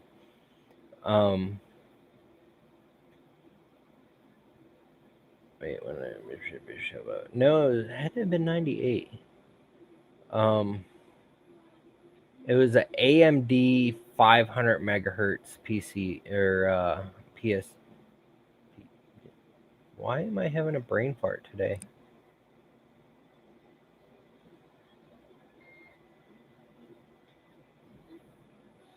Yeah, I'm pretty sure it was the AMD 500 megahertz. And everything else I built, the computer completely was $3,600 I spent.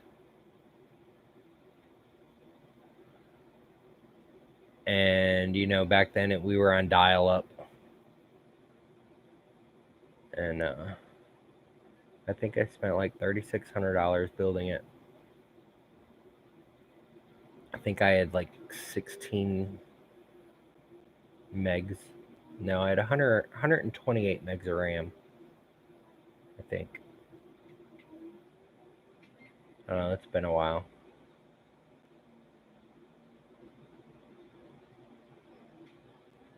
But nowadays, for that same amount of money, you get like 100 times better PC.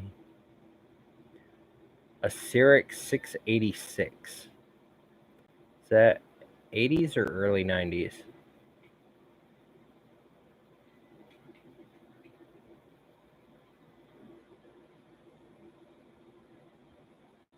See, I didn't get into PCs, and like in middle school, I took a class in desktop design, but all we mainly did was play games on the computers. King's Quest was my jam. And then my girlfriend at the time was in that class. And we'd sit up way up in a row and feel each other up.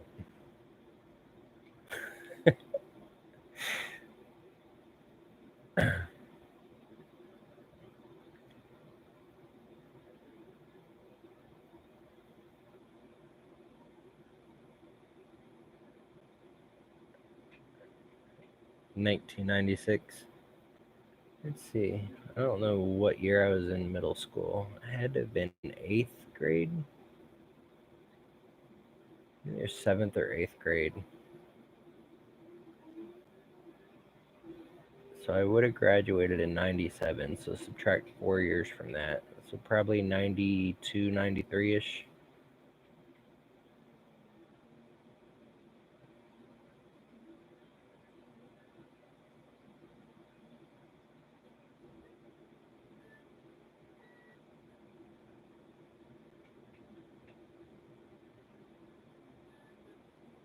Oh shoot, did this first layer go down good?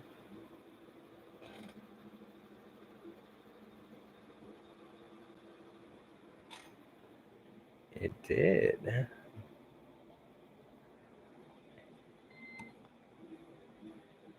Yeah, I was supposed to graduate in 97.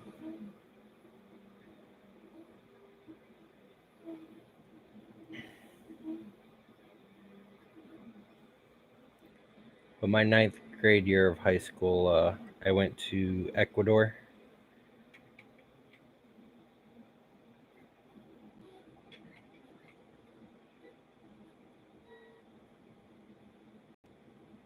Wait, you printed 4 UFO project pieces today, all at 100 per. Oh, the August project. Yeah, I printed every single part. I printed the whole project at 100%. And then I went to put it together and I was like, why aren't these fitting? The syringes? And I went and looked up the instructions and I was like, oh, shoot. 5 milliliter. So then I guessed at the 120%. I was like, that looks about right. And I printed one of the holders for it. And it slid right in. I was like, okay, 120% it is. Boop.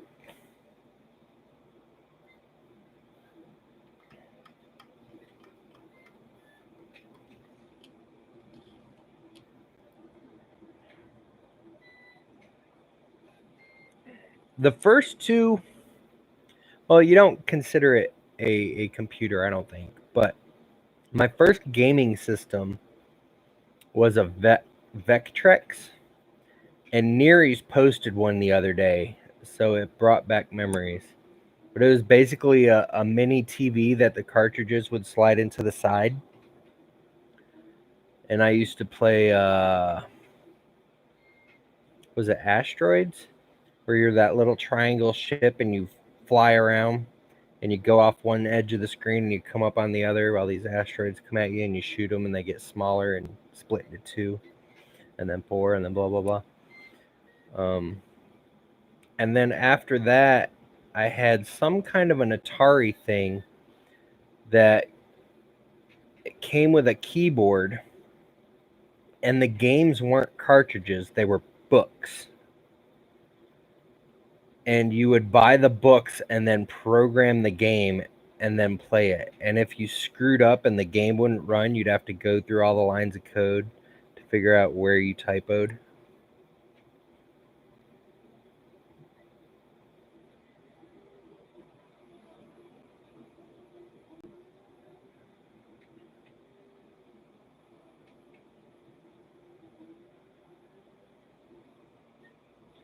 Breakout and Pong.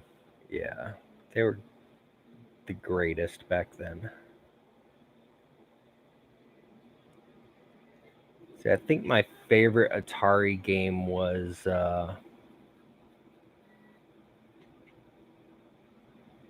what the heck was that name of it? You were in a jungle and you would jump and grab onto vines and swing over quicksand and crocodiles. I can't remember the name of it now. Pitfall, that's it. That was my favorite Atari game.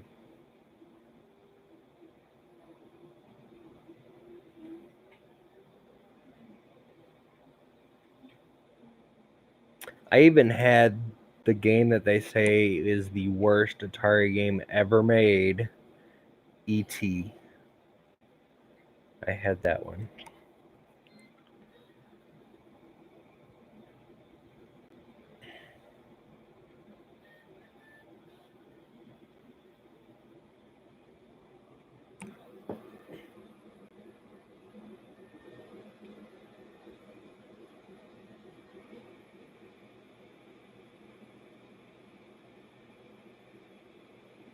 Oh yeah, the bridging's definitely doing better with the fan cranking up. I'm still having curling though on the overhang.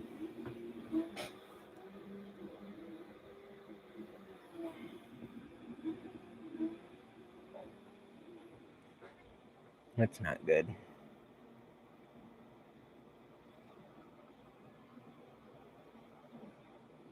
The The alien's not looking as good as you hope. That sucks. Stop it now.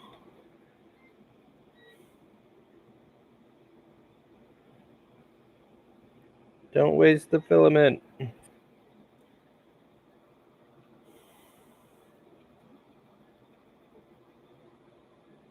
Oh, speaking of, I checked the shipping on your probed and your new board, and I don't know why it's taking so long to get to you, but it says it's estimated delivery on Thursday, and I sent that yesterday morning.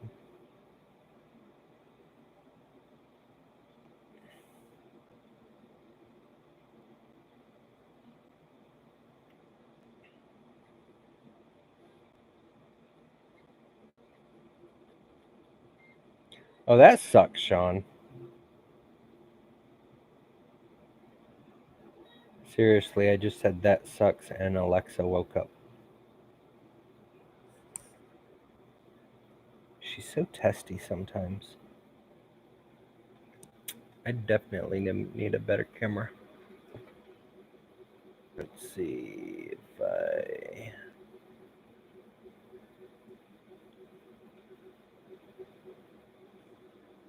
There, that way I can get both printers in.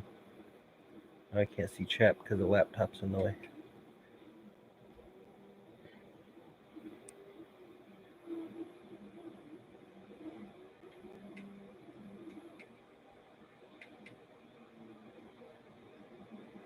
I think the thermistors at well, I guess it depends on what kind of thermistor your printer needs.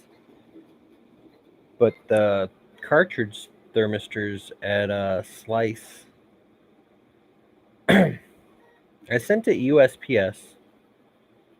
Did you pay for UPS? If you did, I'm gonna give you a refund.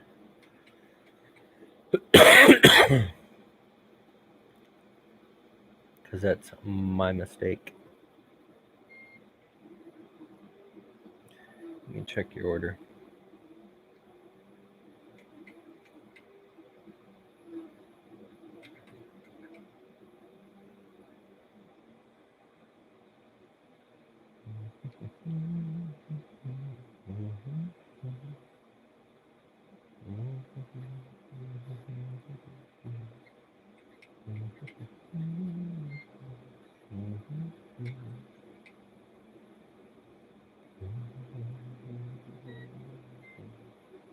It says on your order USPS, so yeah, that's what I sent it in.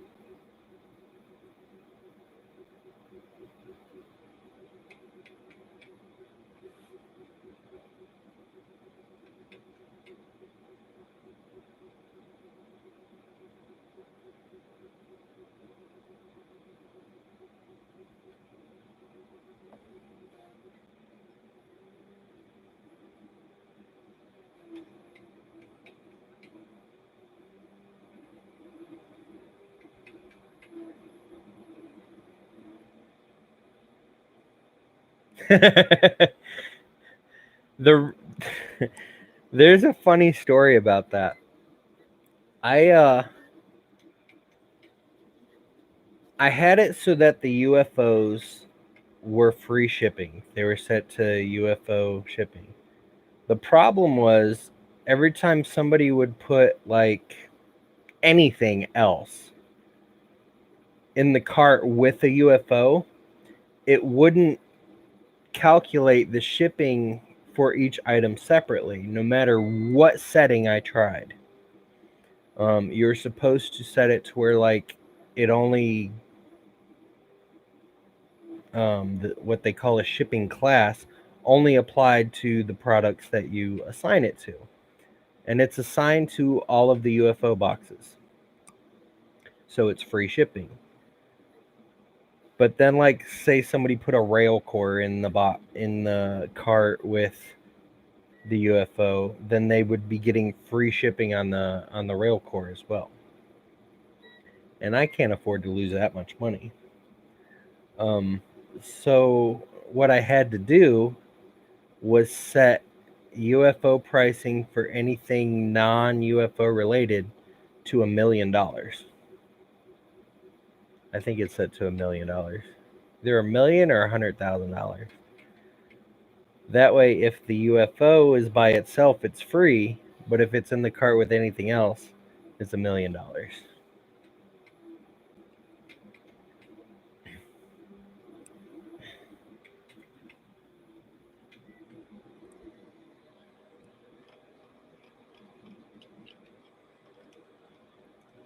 So I'm hoping people think it's funny.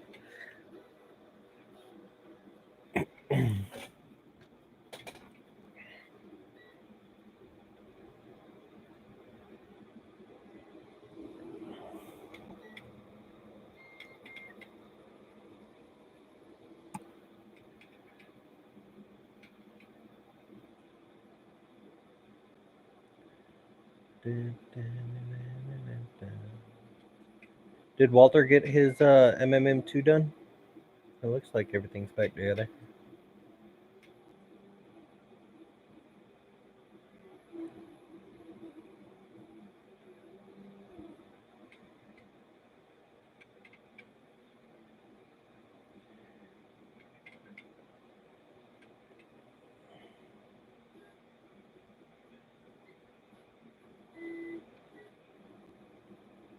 NE, is that Nevada? I'm the worst.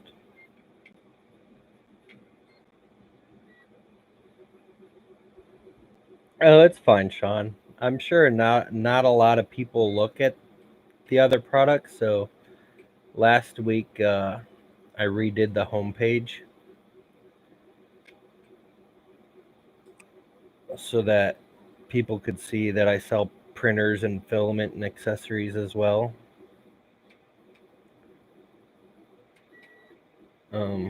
At the top, and then I did the filament type filters before you get down to the newest products and featured products. I was hoping to bring more attention to other things. Um, and I should probably even break down some like hot ends and thermistors and stuff. I don't know. Web development's a tough thing. I know if you do a search on Google for BL Touches, I used to be, I'm going to have to look and see what happened. I used to be the first result behind Antlabs, but now Amazon's up there and Matter Hackers and RepRap is above me. I'm not even on the first page anymore. What is going on?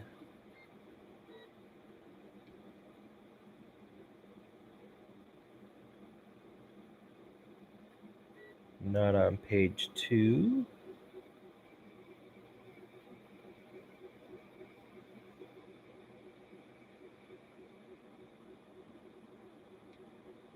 Not on page 3.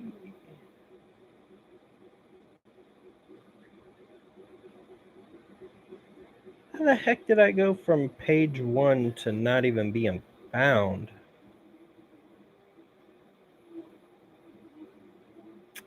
I'm on page 5. What?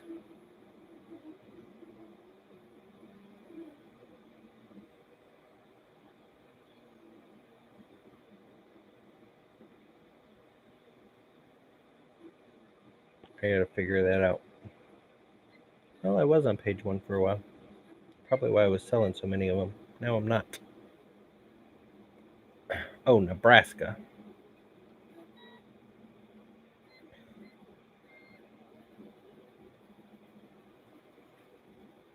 A new Y sled for your ANET E16.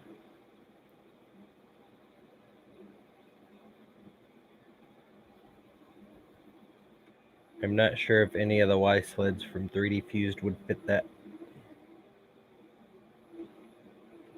I don't know anything about the ANET E16. To be fair, I don't know anything about the Creality printers either that I sell them for. But 3D Fused was like, hey, we like you. and I was on the phone with him for like 3-4 hours, and he was like, "You want to sell my products?" Like, yeah, why not?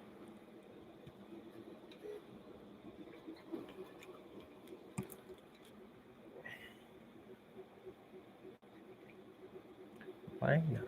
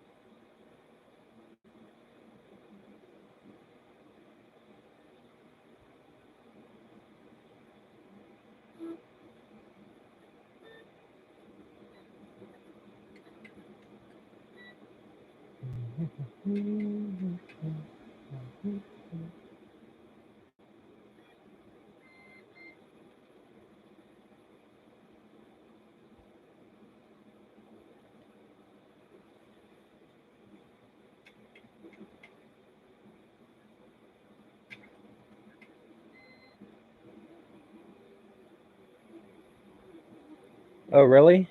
I will. I'll shoot him a message.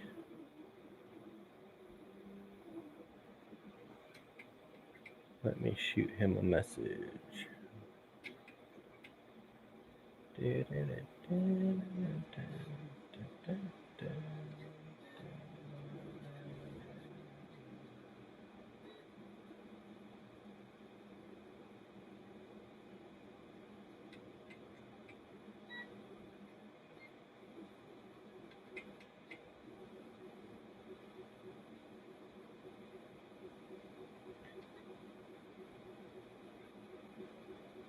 Cyber Dustin's printing a gigantic alien ooze alien. I don't know if he did it hollow.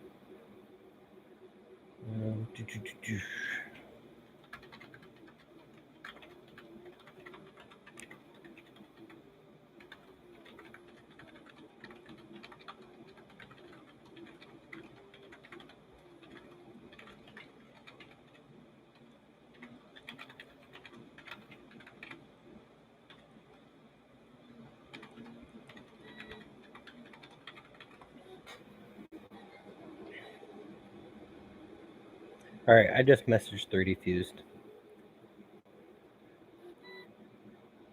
I've helped him make a lot of connections with a lot of companies for him to be able to expand as well.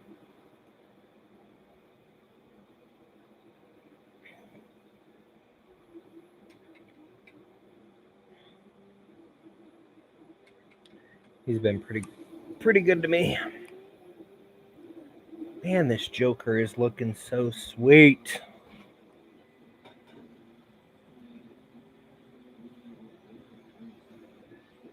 I can't wait to show this one off. I did it at 1.5 layer height.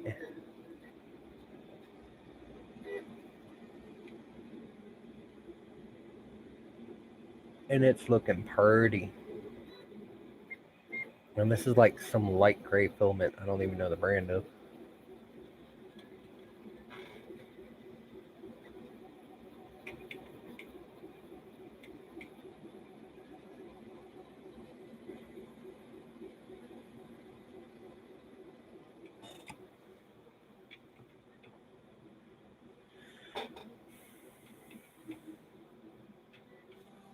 Yeah, the guy from 3D Fused, he's a good guy.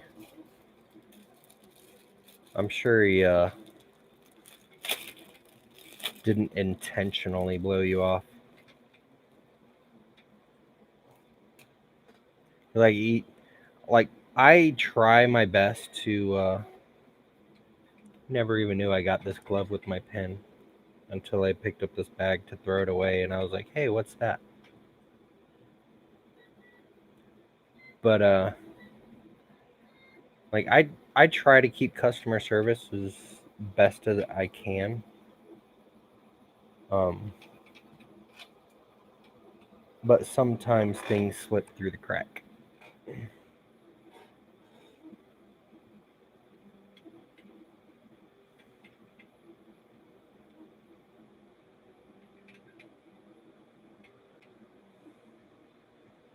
I gotta switch sides. Now the power cord to that laptop is in my way, and it's driving me nuts.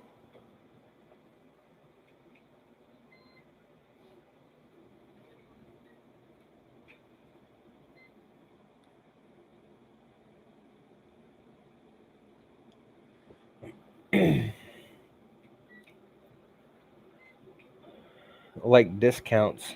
What do you mean? Talking about the discounts for the UFO boxes that are included. Here's the thing with swag and discounts from companies. I probably send out 15 to 20 emails a month to various companies, including the companies whose filament I'm including. If I do a specific company's accessory, and I ask if they'd like to include stickers or swag or promotional materials or discount codes or anything, I try to get stuff. 99% of those emails do not get a reply.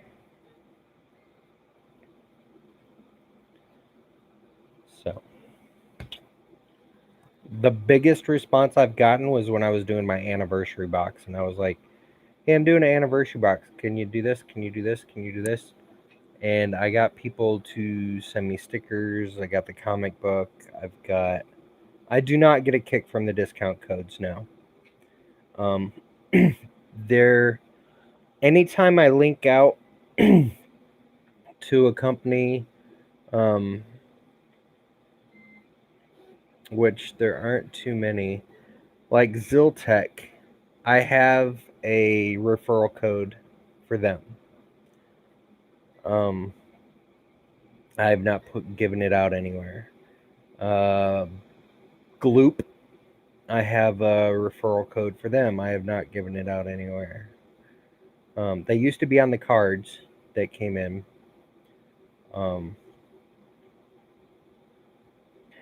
Who else do I have an affiliate? Protopasta.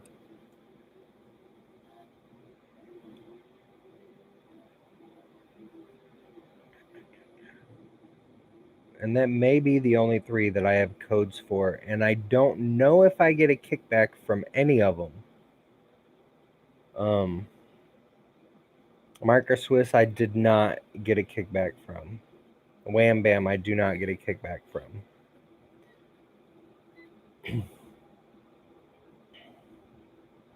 And my 3D Gloop and my Ziltech code, I do not think I get a kickback from.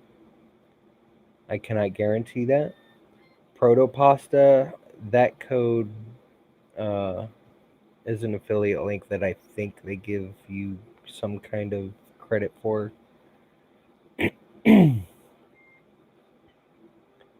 But last time I checked, I didn't have any balance.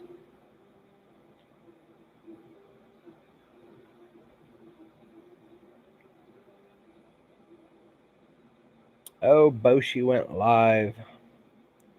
Tuesday nights, I usually watch a streamer on Twitch.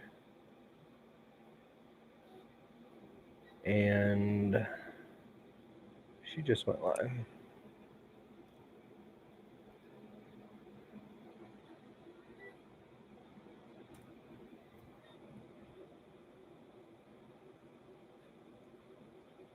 When you used your MicroSwiss code, they gave you another code? Yeah, the Railcore is finally working. Good. This is the second print now that I've done on it since yesterday. And I haven't had any issues. Knock on wood.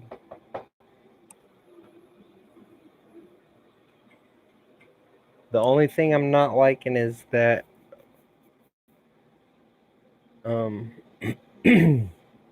having such a low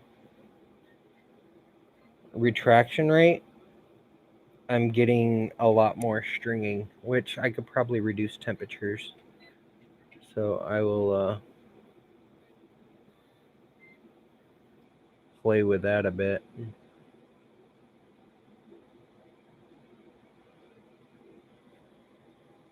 I hope that's my right password.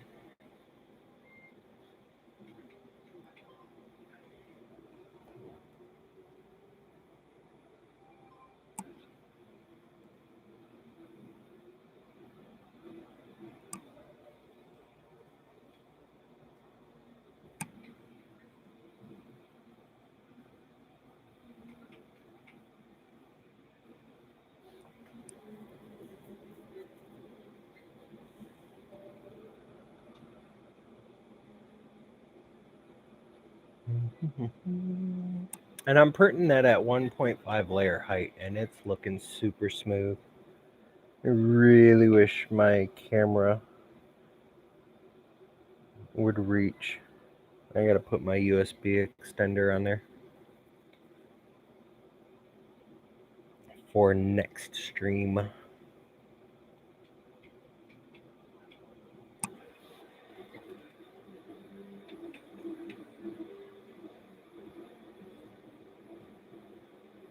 So far at 235, 230, and 225, the overhang on the temp tower is curling up.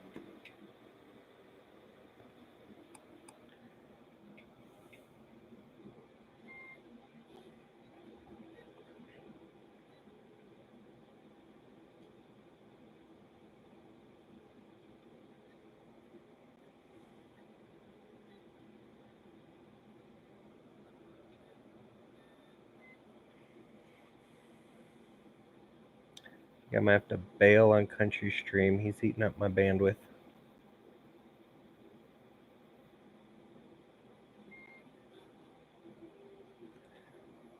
On my slow internet.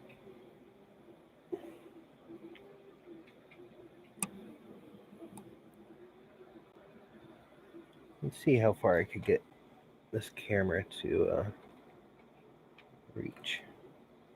It's wrapped around my keyboard.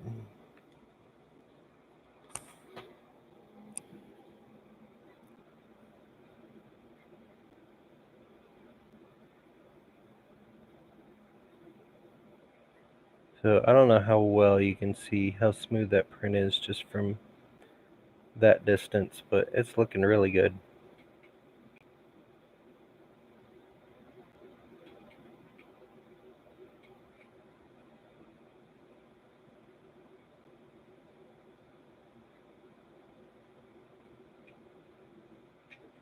I definitely want to get some cameras set up on my printers.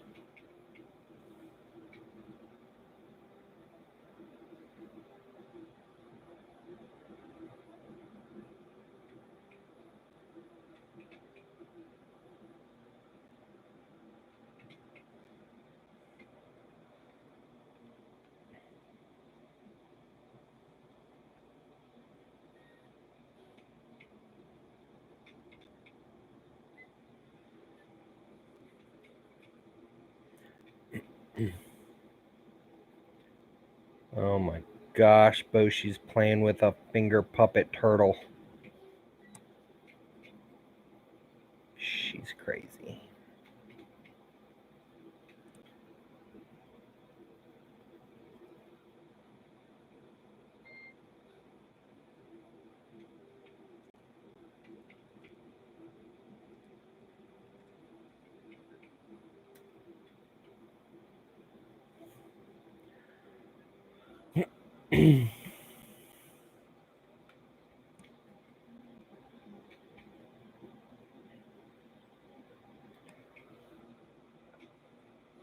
So what do you guys think is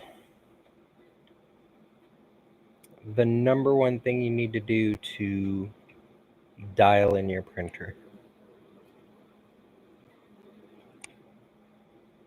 Would you say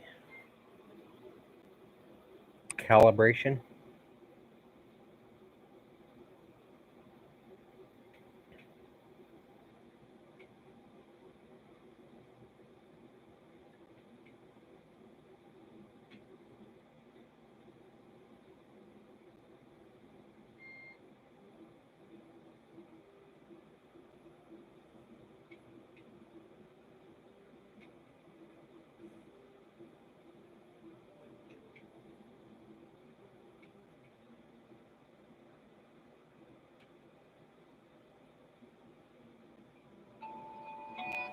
What am I getting from FedEx?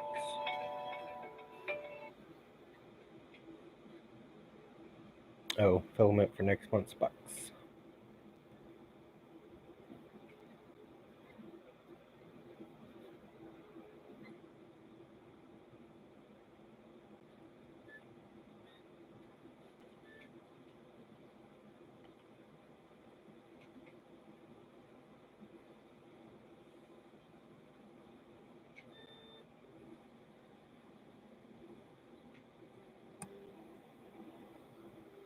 I'll be right back, guys. I'm gonna go take some Excedrin. I'm starting to get a headache. I shall return. A cube and a cube with no top.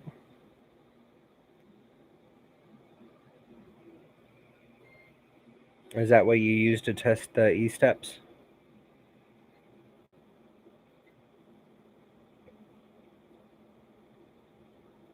And wall thickness?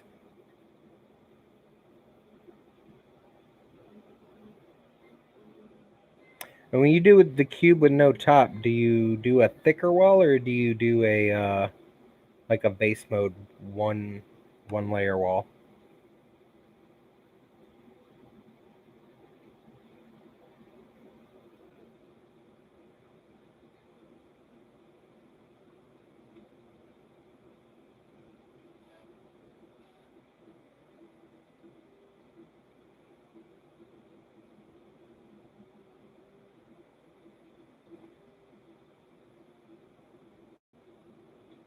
Yeah, that's what I used to do as well. Like I changed out a motor on, I think, my AM8, and I had to recalibrate the X-axis, and I used cubes to do it.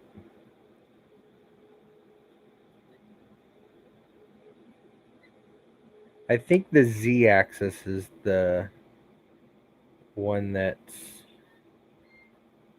harder to calibrate because that first layer you get mushy. You mush it down. So I think you're always going to be a little off on the Z.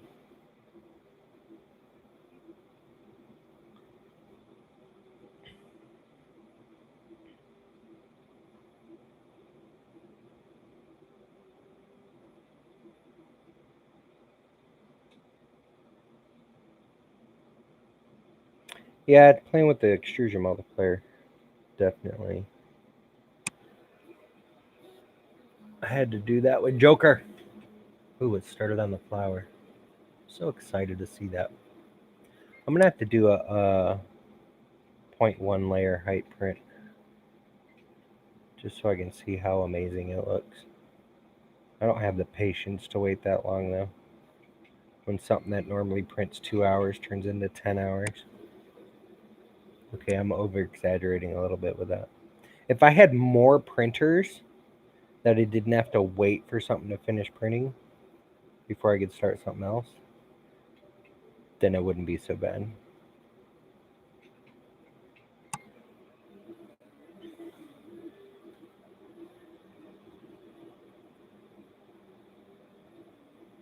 Until I got this Railcore, I don't think I ever printed anything under a 0.2.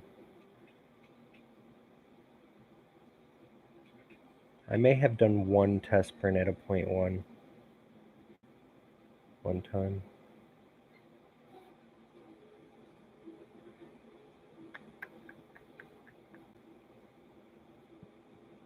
Anyways, I'm gonna go take some Excedrin. I will be right back.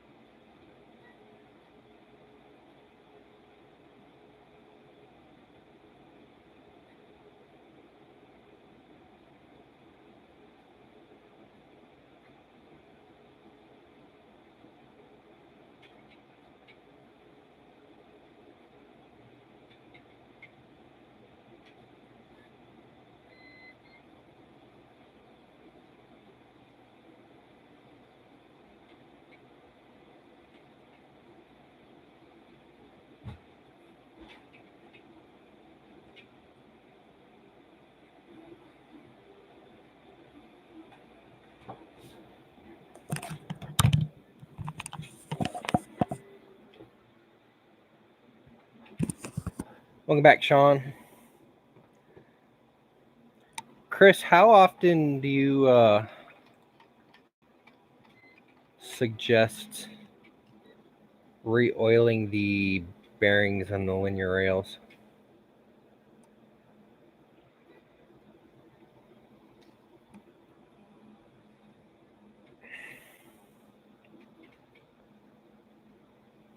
Because these are really only my first real prints in a while on this, so it hasn't been used that much. But that's a worry of mine that keeps me up at night. Ah, that looking so beautiful. I'm gonna have to post a pic on that. No, not the lithium grease. The on linear rails, you basically have a block that has a bunch of BBs in it, and you have to oil those with some kind of oil that I can't think of the name of at the moment.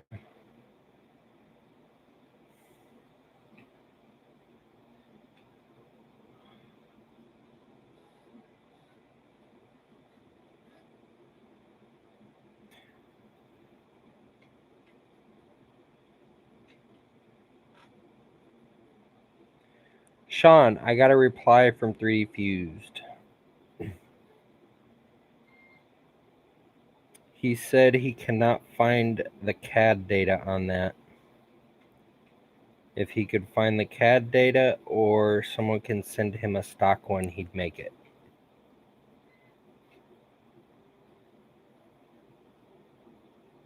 I should do it often because I'm humid.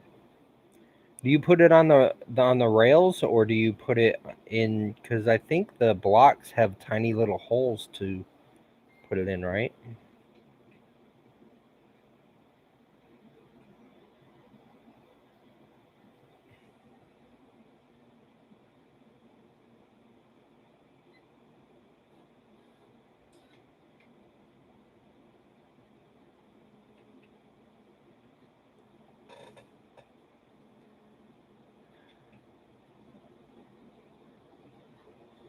You have an STL you made of one? Super oil with PTFE in it? I shall try that. I know 3D Fused sells oil too. The problem I'm noticing on my Z lead screws, since I don't print too much super tall, I've only been able to print little things. Like the top 4 to 5 inches of my Z screws are turning black.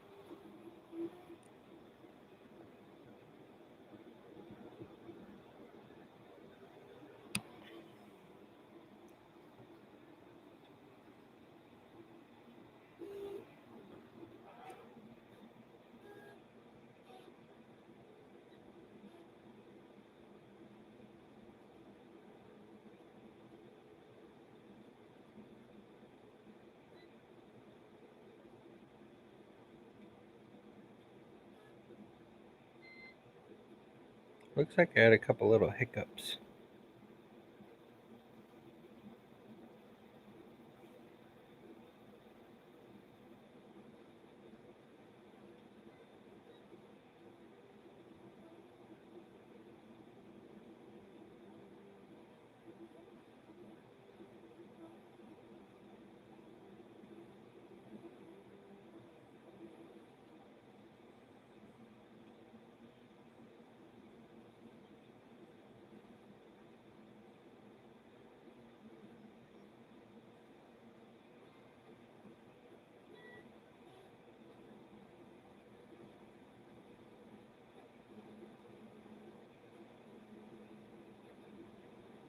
For the most part, it looks pretty sweet though. I wonder if that was a glob off the hot end.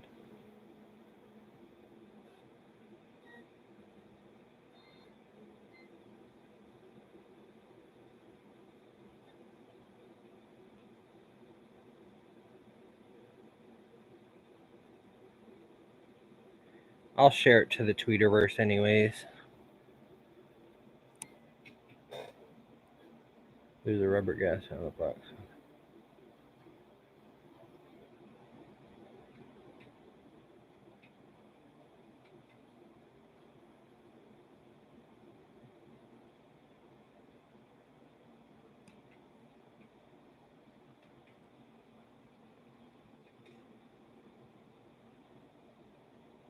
Sean, send that stuff over to me at info@alien3d.us and I'll get it to them.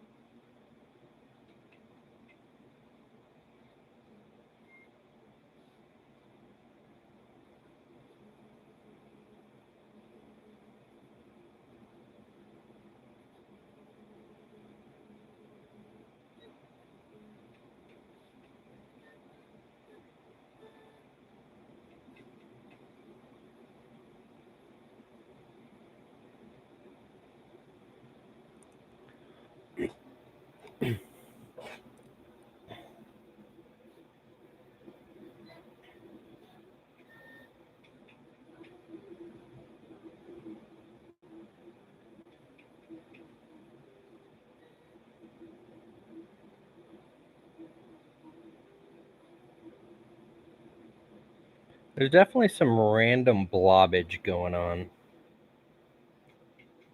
But now that I took a still picture, I can see. But like 99.9% of the model looks smooth.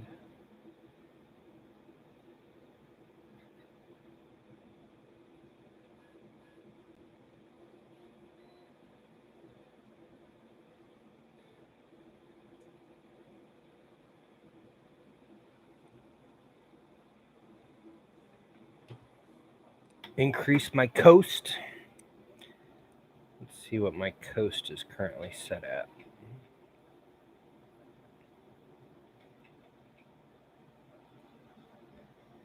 Let's see, rail core PLA.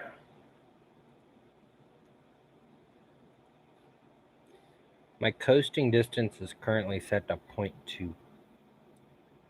My wipe nozzle is set to 2.6.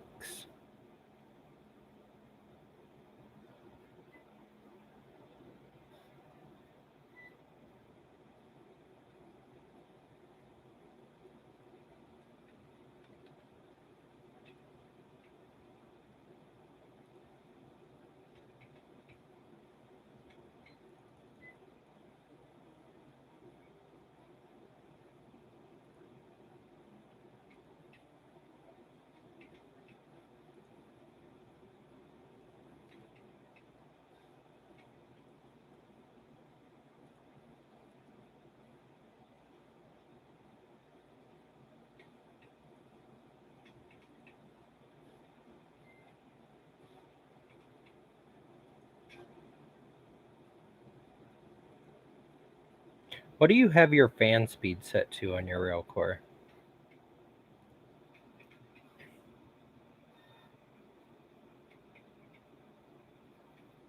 Coast at 0.8, no wipe? All right, we'll try that.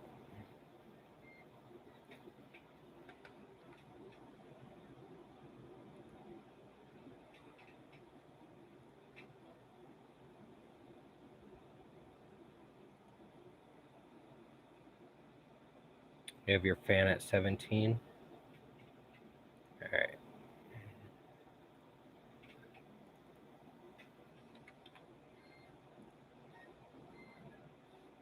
What do you have your increased fan speed for layers below? Mine's currently set to 15 seconds, maximum cooling 10%. which I need to go up now because I had mine set to 8%. My bridging fan speed override was set to 20%.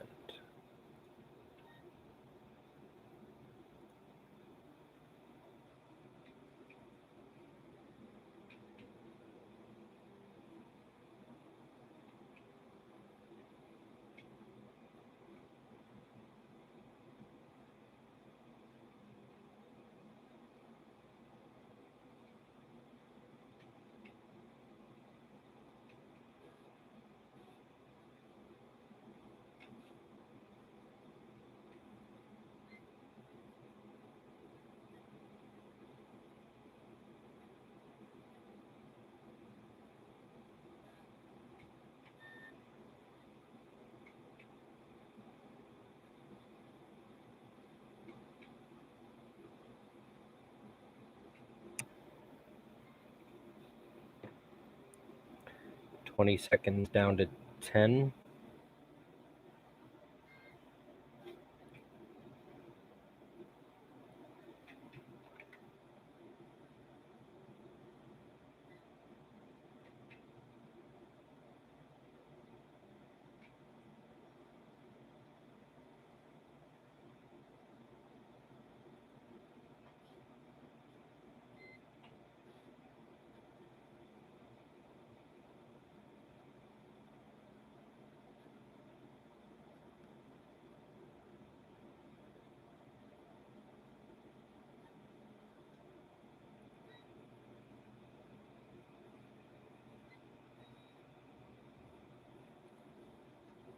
Wouldn't you want a higher fan speed on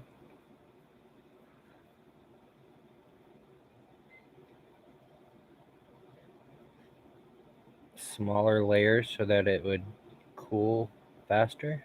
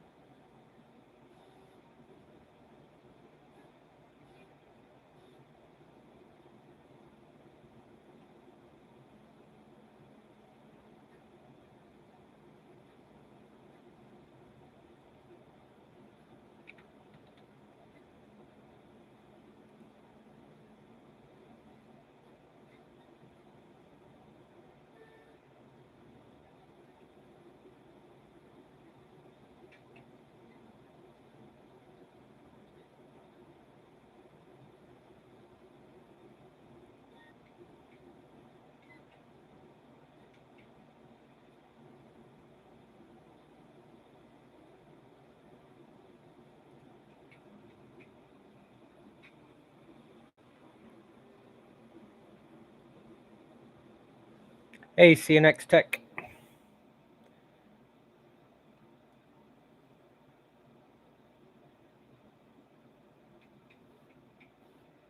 Oh, Chris, I was talking about the cooling.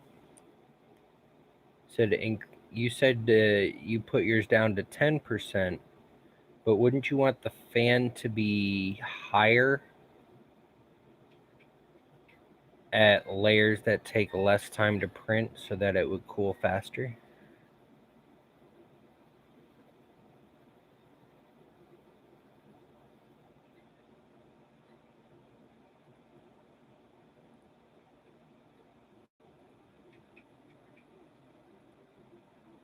Sorry, CNX Tech. With only having one monitor on this computer at the moment, I can't see chat at the same time while I'm tabbed out.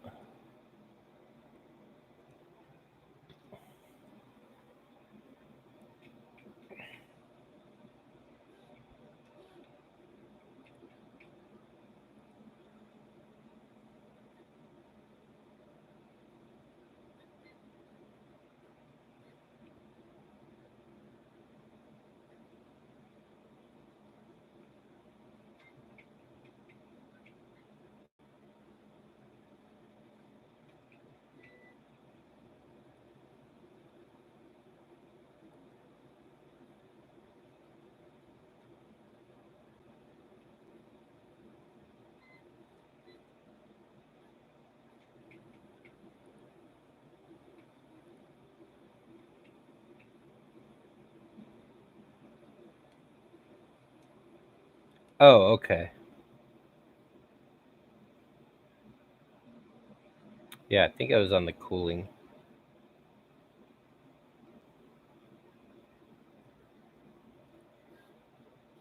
Is there a minimum layer time setting too?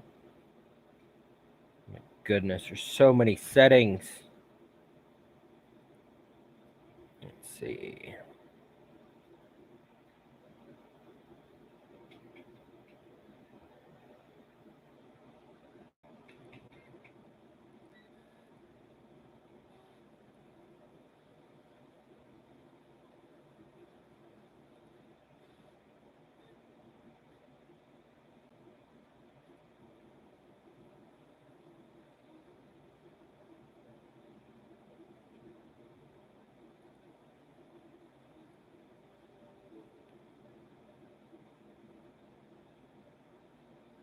Okay, adjust printing speeds for layer.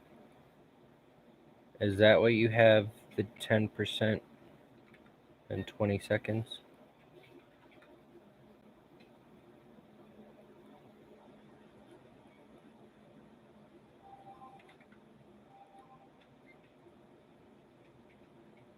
Then on the cooling, I have it now set to 20 seconds, maximum cooling fan speed 30. What do you have for your bridging fan speed override?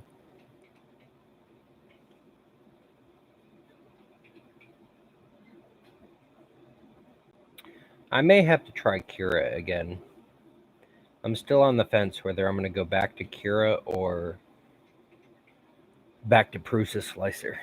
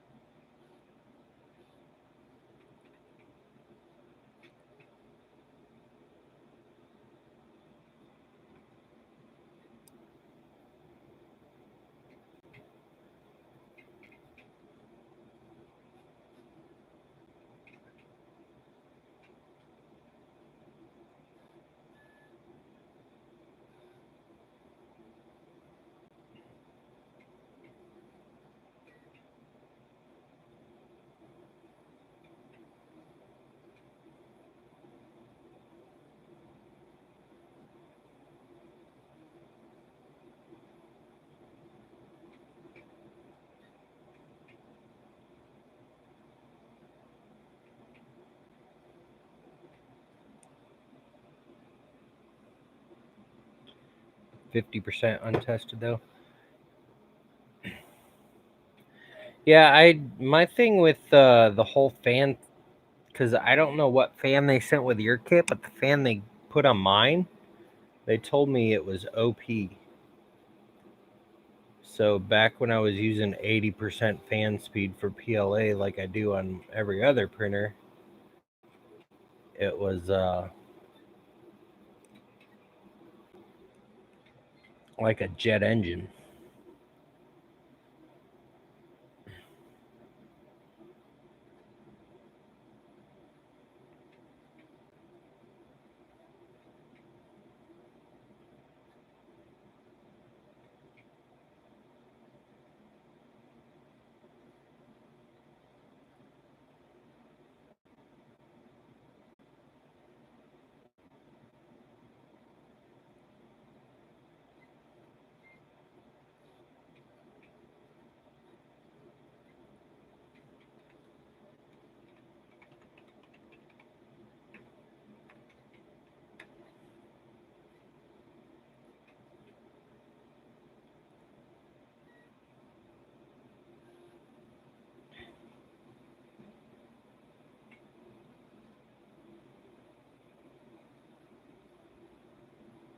So that's one thing I gotta play with too, the the seams.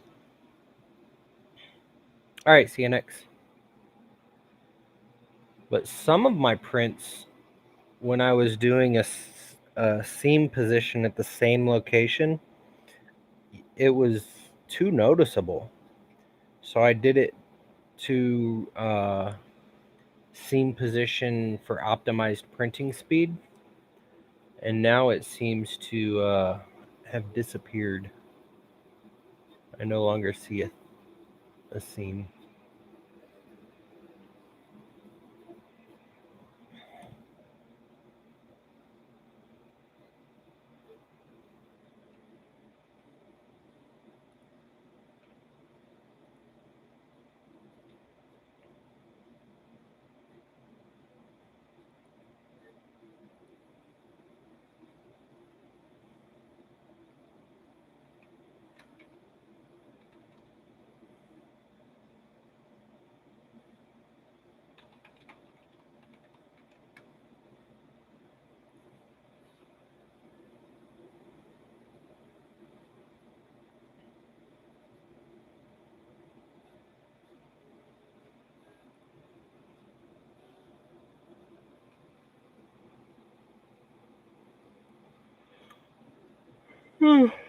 And it's only 7:30. Why am I yawning?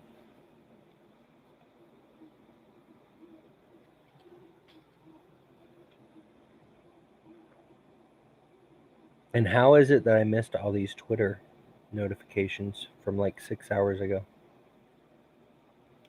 Well, Robbie Mack has sent me the proof for the September box.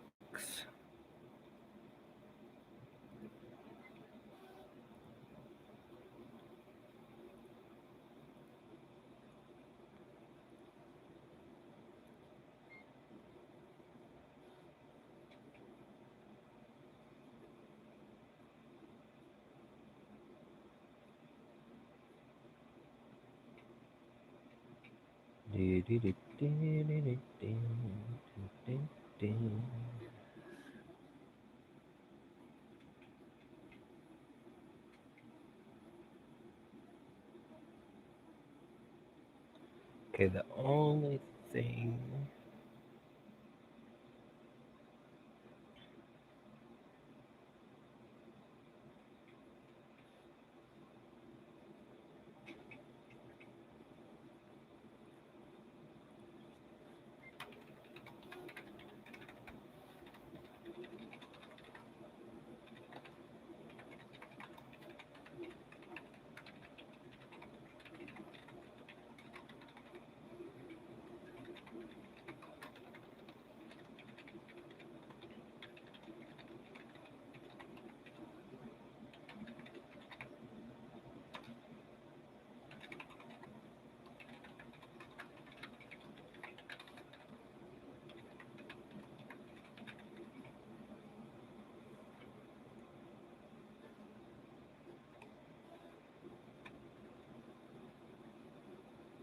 Sorry, guys, I'm just going over the September.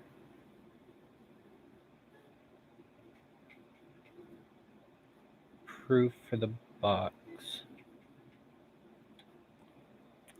Looking pretty good.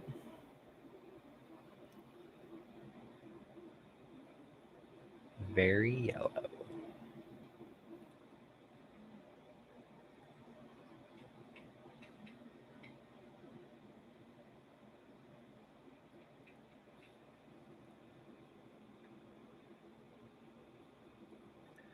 No problem, Sean.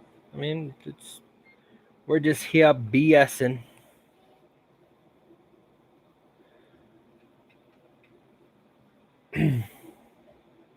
Not like my stream is very organized and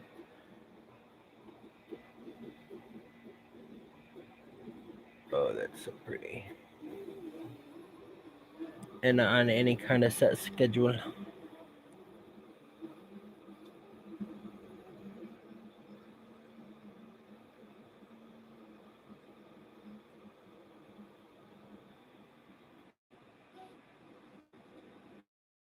So there's like 1.5 sections left. on the temp tower. It's the only thing I don't like about temp towers is they take so long to print.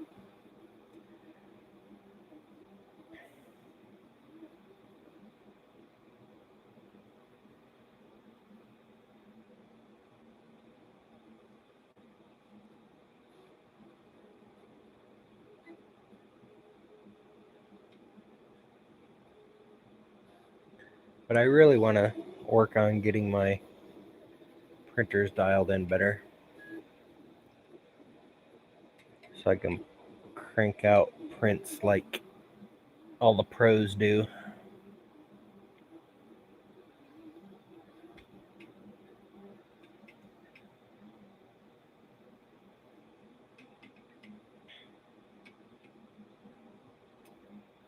Hey, Mad Monkey. Well, there's like people who like Tom, Filament Frenzy. Like every single one of his prints that he shows, like I'm sure he has fails, and he's posted fails previously. But all the prints that he does show are like amazingly flawless. I want to get to that level.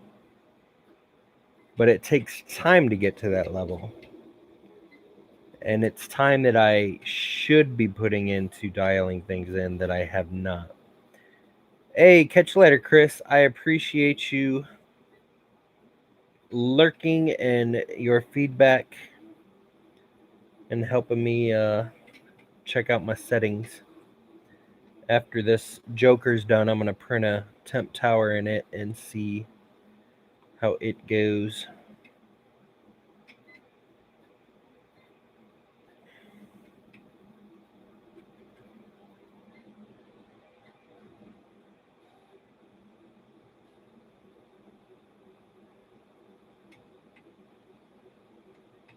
Yeah, for real. It's like I'm printing this other Joker up here. What the heck did I just drop? I'm printing this other Joker up here at 1.5 layer height. And at first glance, just looking at it like this, it looks super smooth and amazing.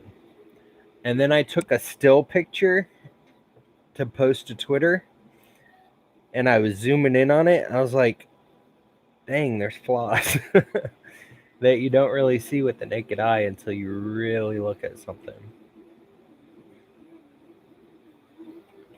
But it's still looking pretty beautiful.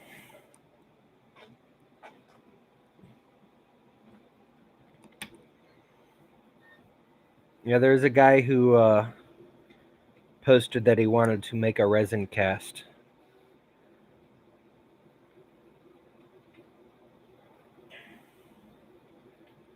So I told him I'd print a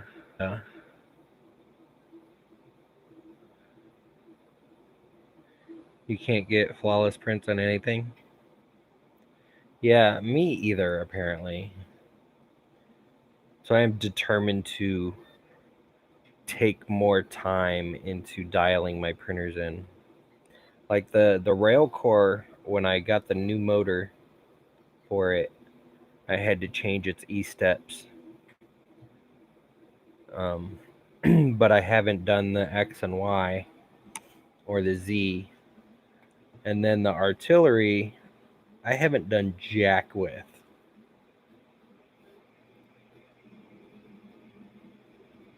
As far as calibration.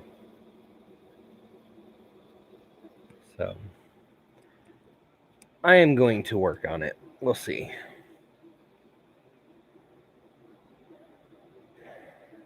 And today's Tuesday. I have still not received the last filament for the UFO. I'm about to blow up on that company. Hey, what's up, Robbie Mac?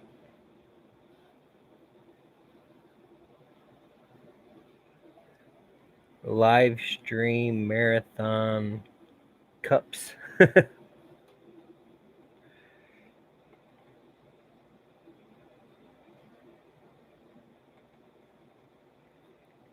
Yeah, it's Like, you really need to put a lot of time into a printer to really get it dialed in. It's like you change one thing and it affects 5 other things.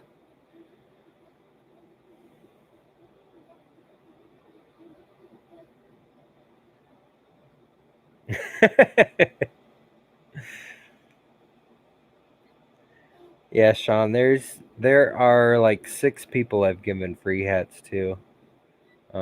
Just because they've helped me out a lot over the last year.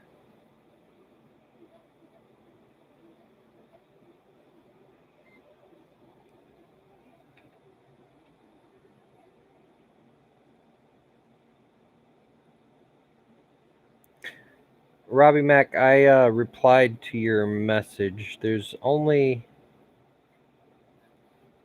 and I think it looks more like it was accidentally left behind kind of thing. Um, is there's text over the bench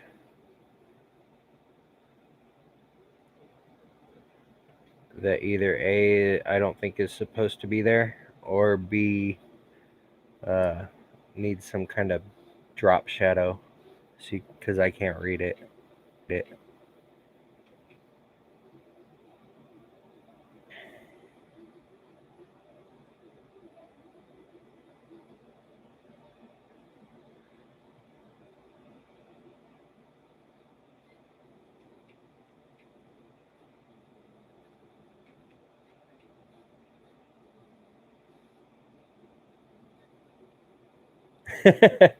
Actually, this is how they come. Some of them, not all of them. But if you look at the images on my site, uh, it's called Stressed, and that's just the style of them. It's got like claw marks right here.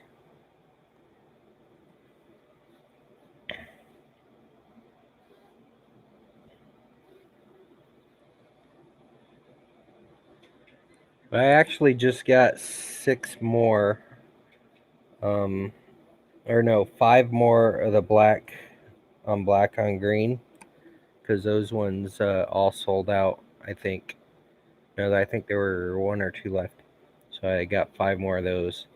And then I got a special olive drab one made for art mods.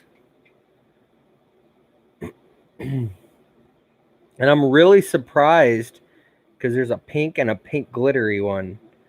And I thought for sure that someone would like those. And nobody ordered them.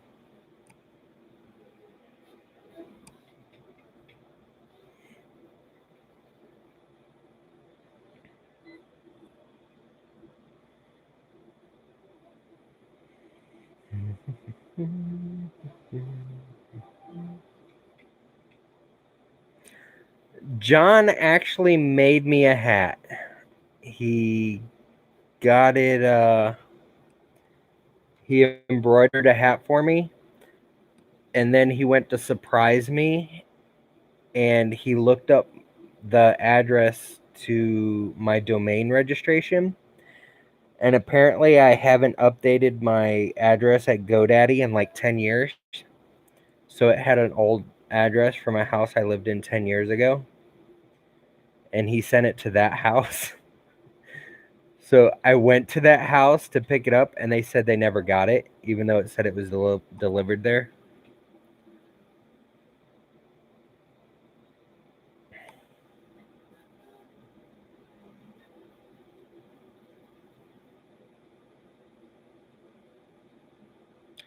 Damn, Jordan. That is a clean print.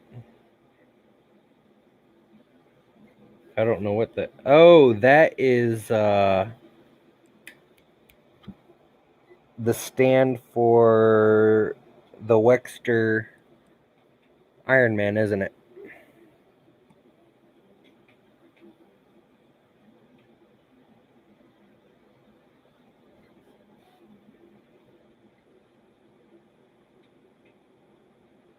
Definitely looking good.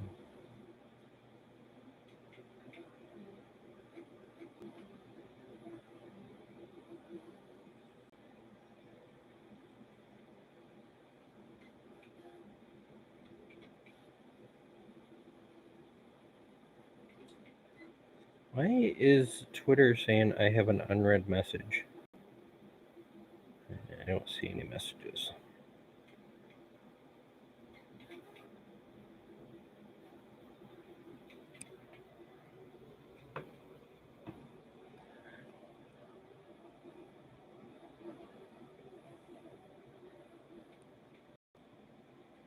Yeah, I need to print more Wexter models. I don't know who you are from Fort Worth, Texas. Leave me a message if it's important. I'll call you back.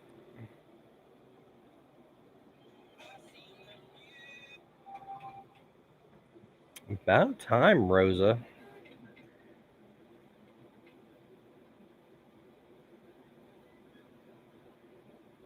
She disappeared on me.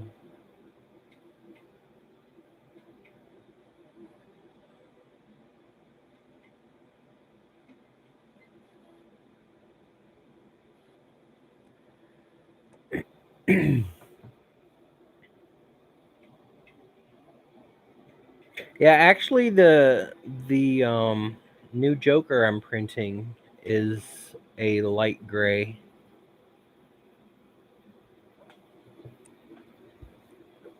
I tried on my ANET AM8.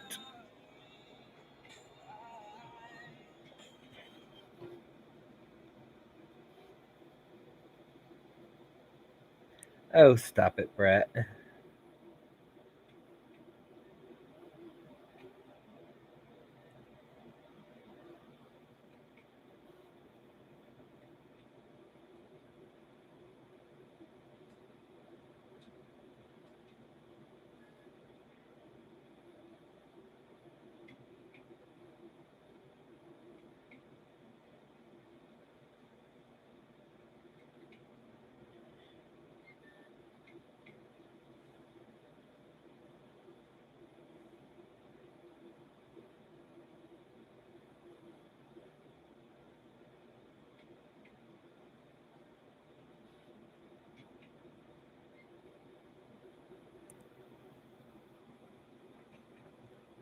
Hey, have a good one, Michael Cassell. Thank you so much for popping in.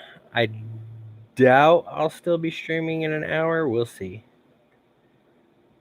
If I do, it won't be for too much longer after that. But what was I saying? Oh yeah. So Kickstarter came out with a model that I guess they're requiring all the 3D printers that are being kickstarted.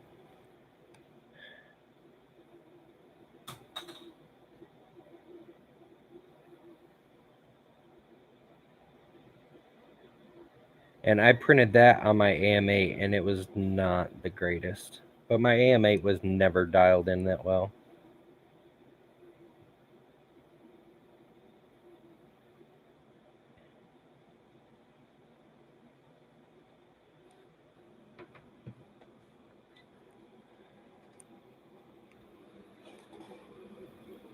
Do y'all see what just happened? This thing is almost done. It's on the last flipping temperature.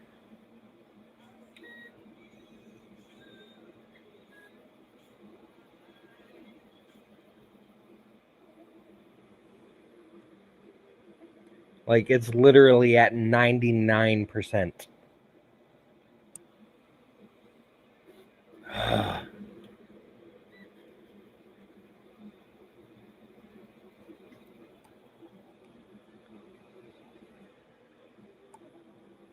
Gosh darn it.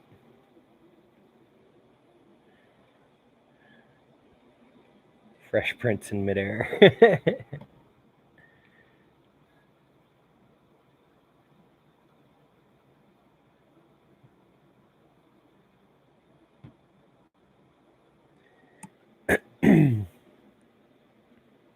Oh, well, that's fine. I don't need the wait, was that at 25, 20, 15, 10, 5, 200, 195.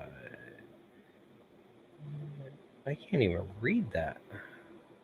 It's one thing about translucent filaments. I can't. 35, 30, 25, 20, 15, 10, 5. Yep, that was the last layer anyway, so we'll judge it by that.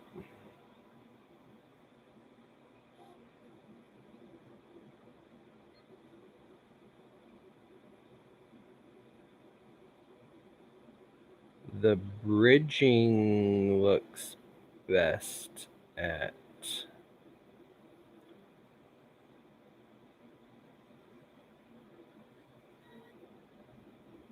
probably 200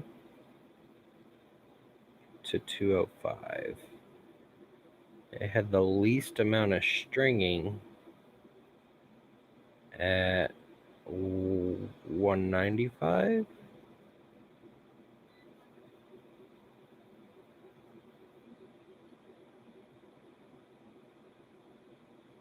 And the overhang stopped curling at 210.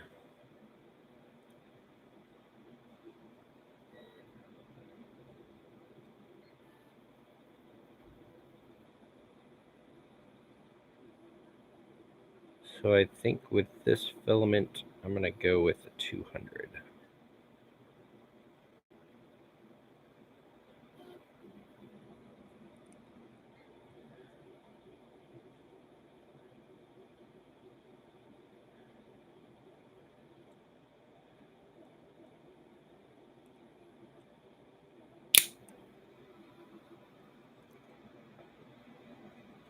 All right, it snapped at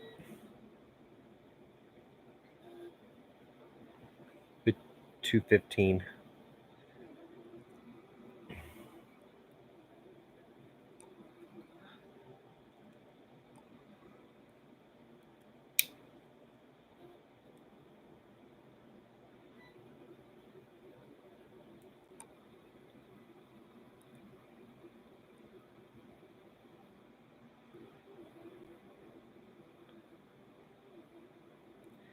.3D printing people, we print things just to break them.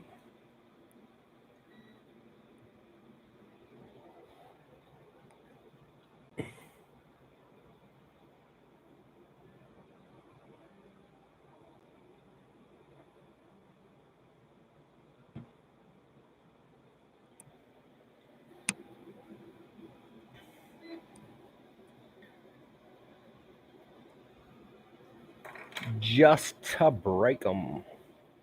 I'm getting yelled at by Rosa right now.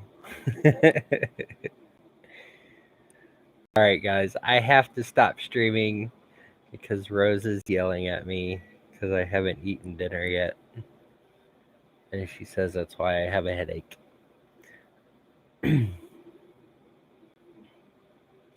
Average PLA temp used by Filament Frenzy is 210. Yeah. But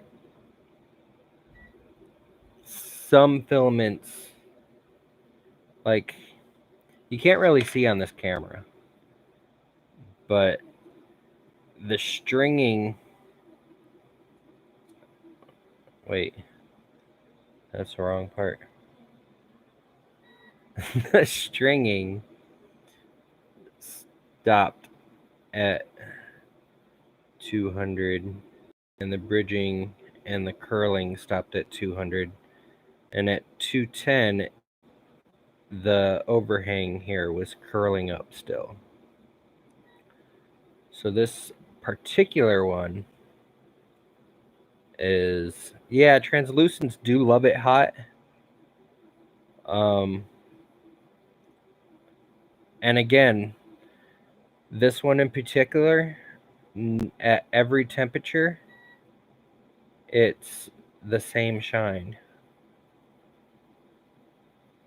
With my Alien Ooze and the probed at higher temperatures, they're a lot shinier. So yeah, but with the retraction on my rail core, I can't play with the retraction that much. On that I can.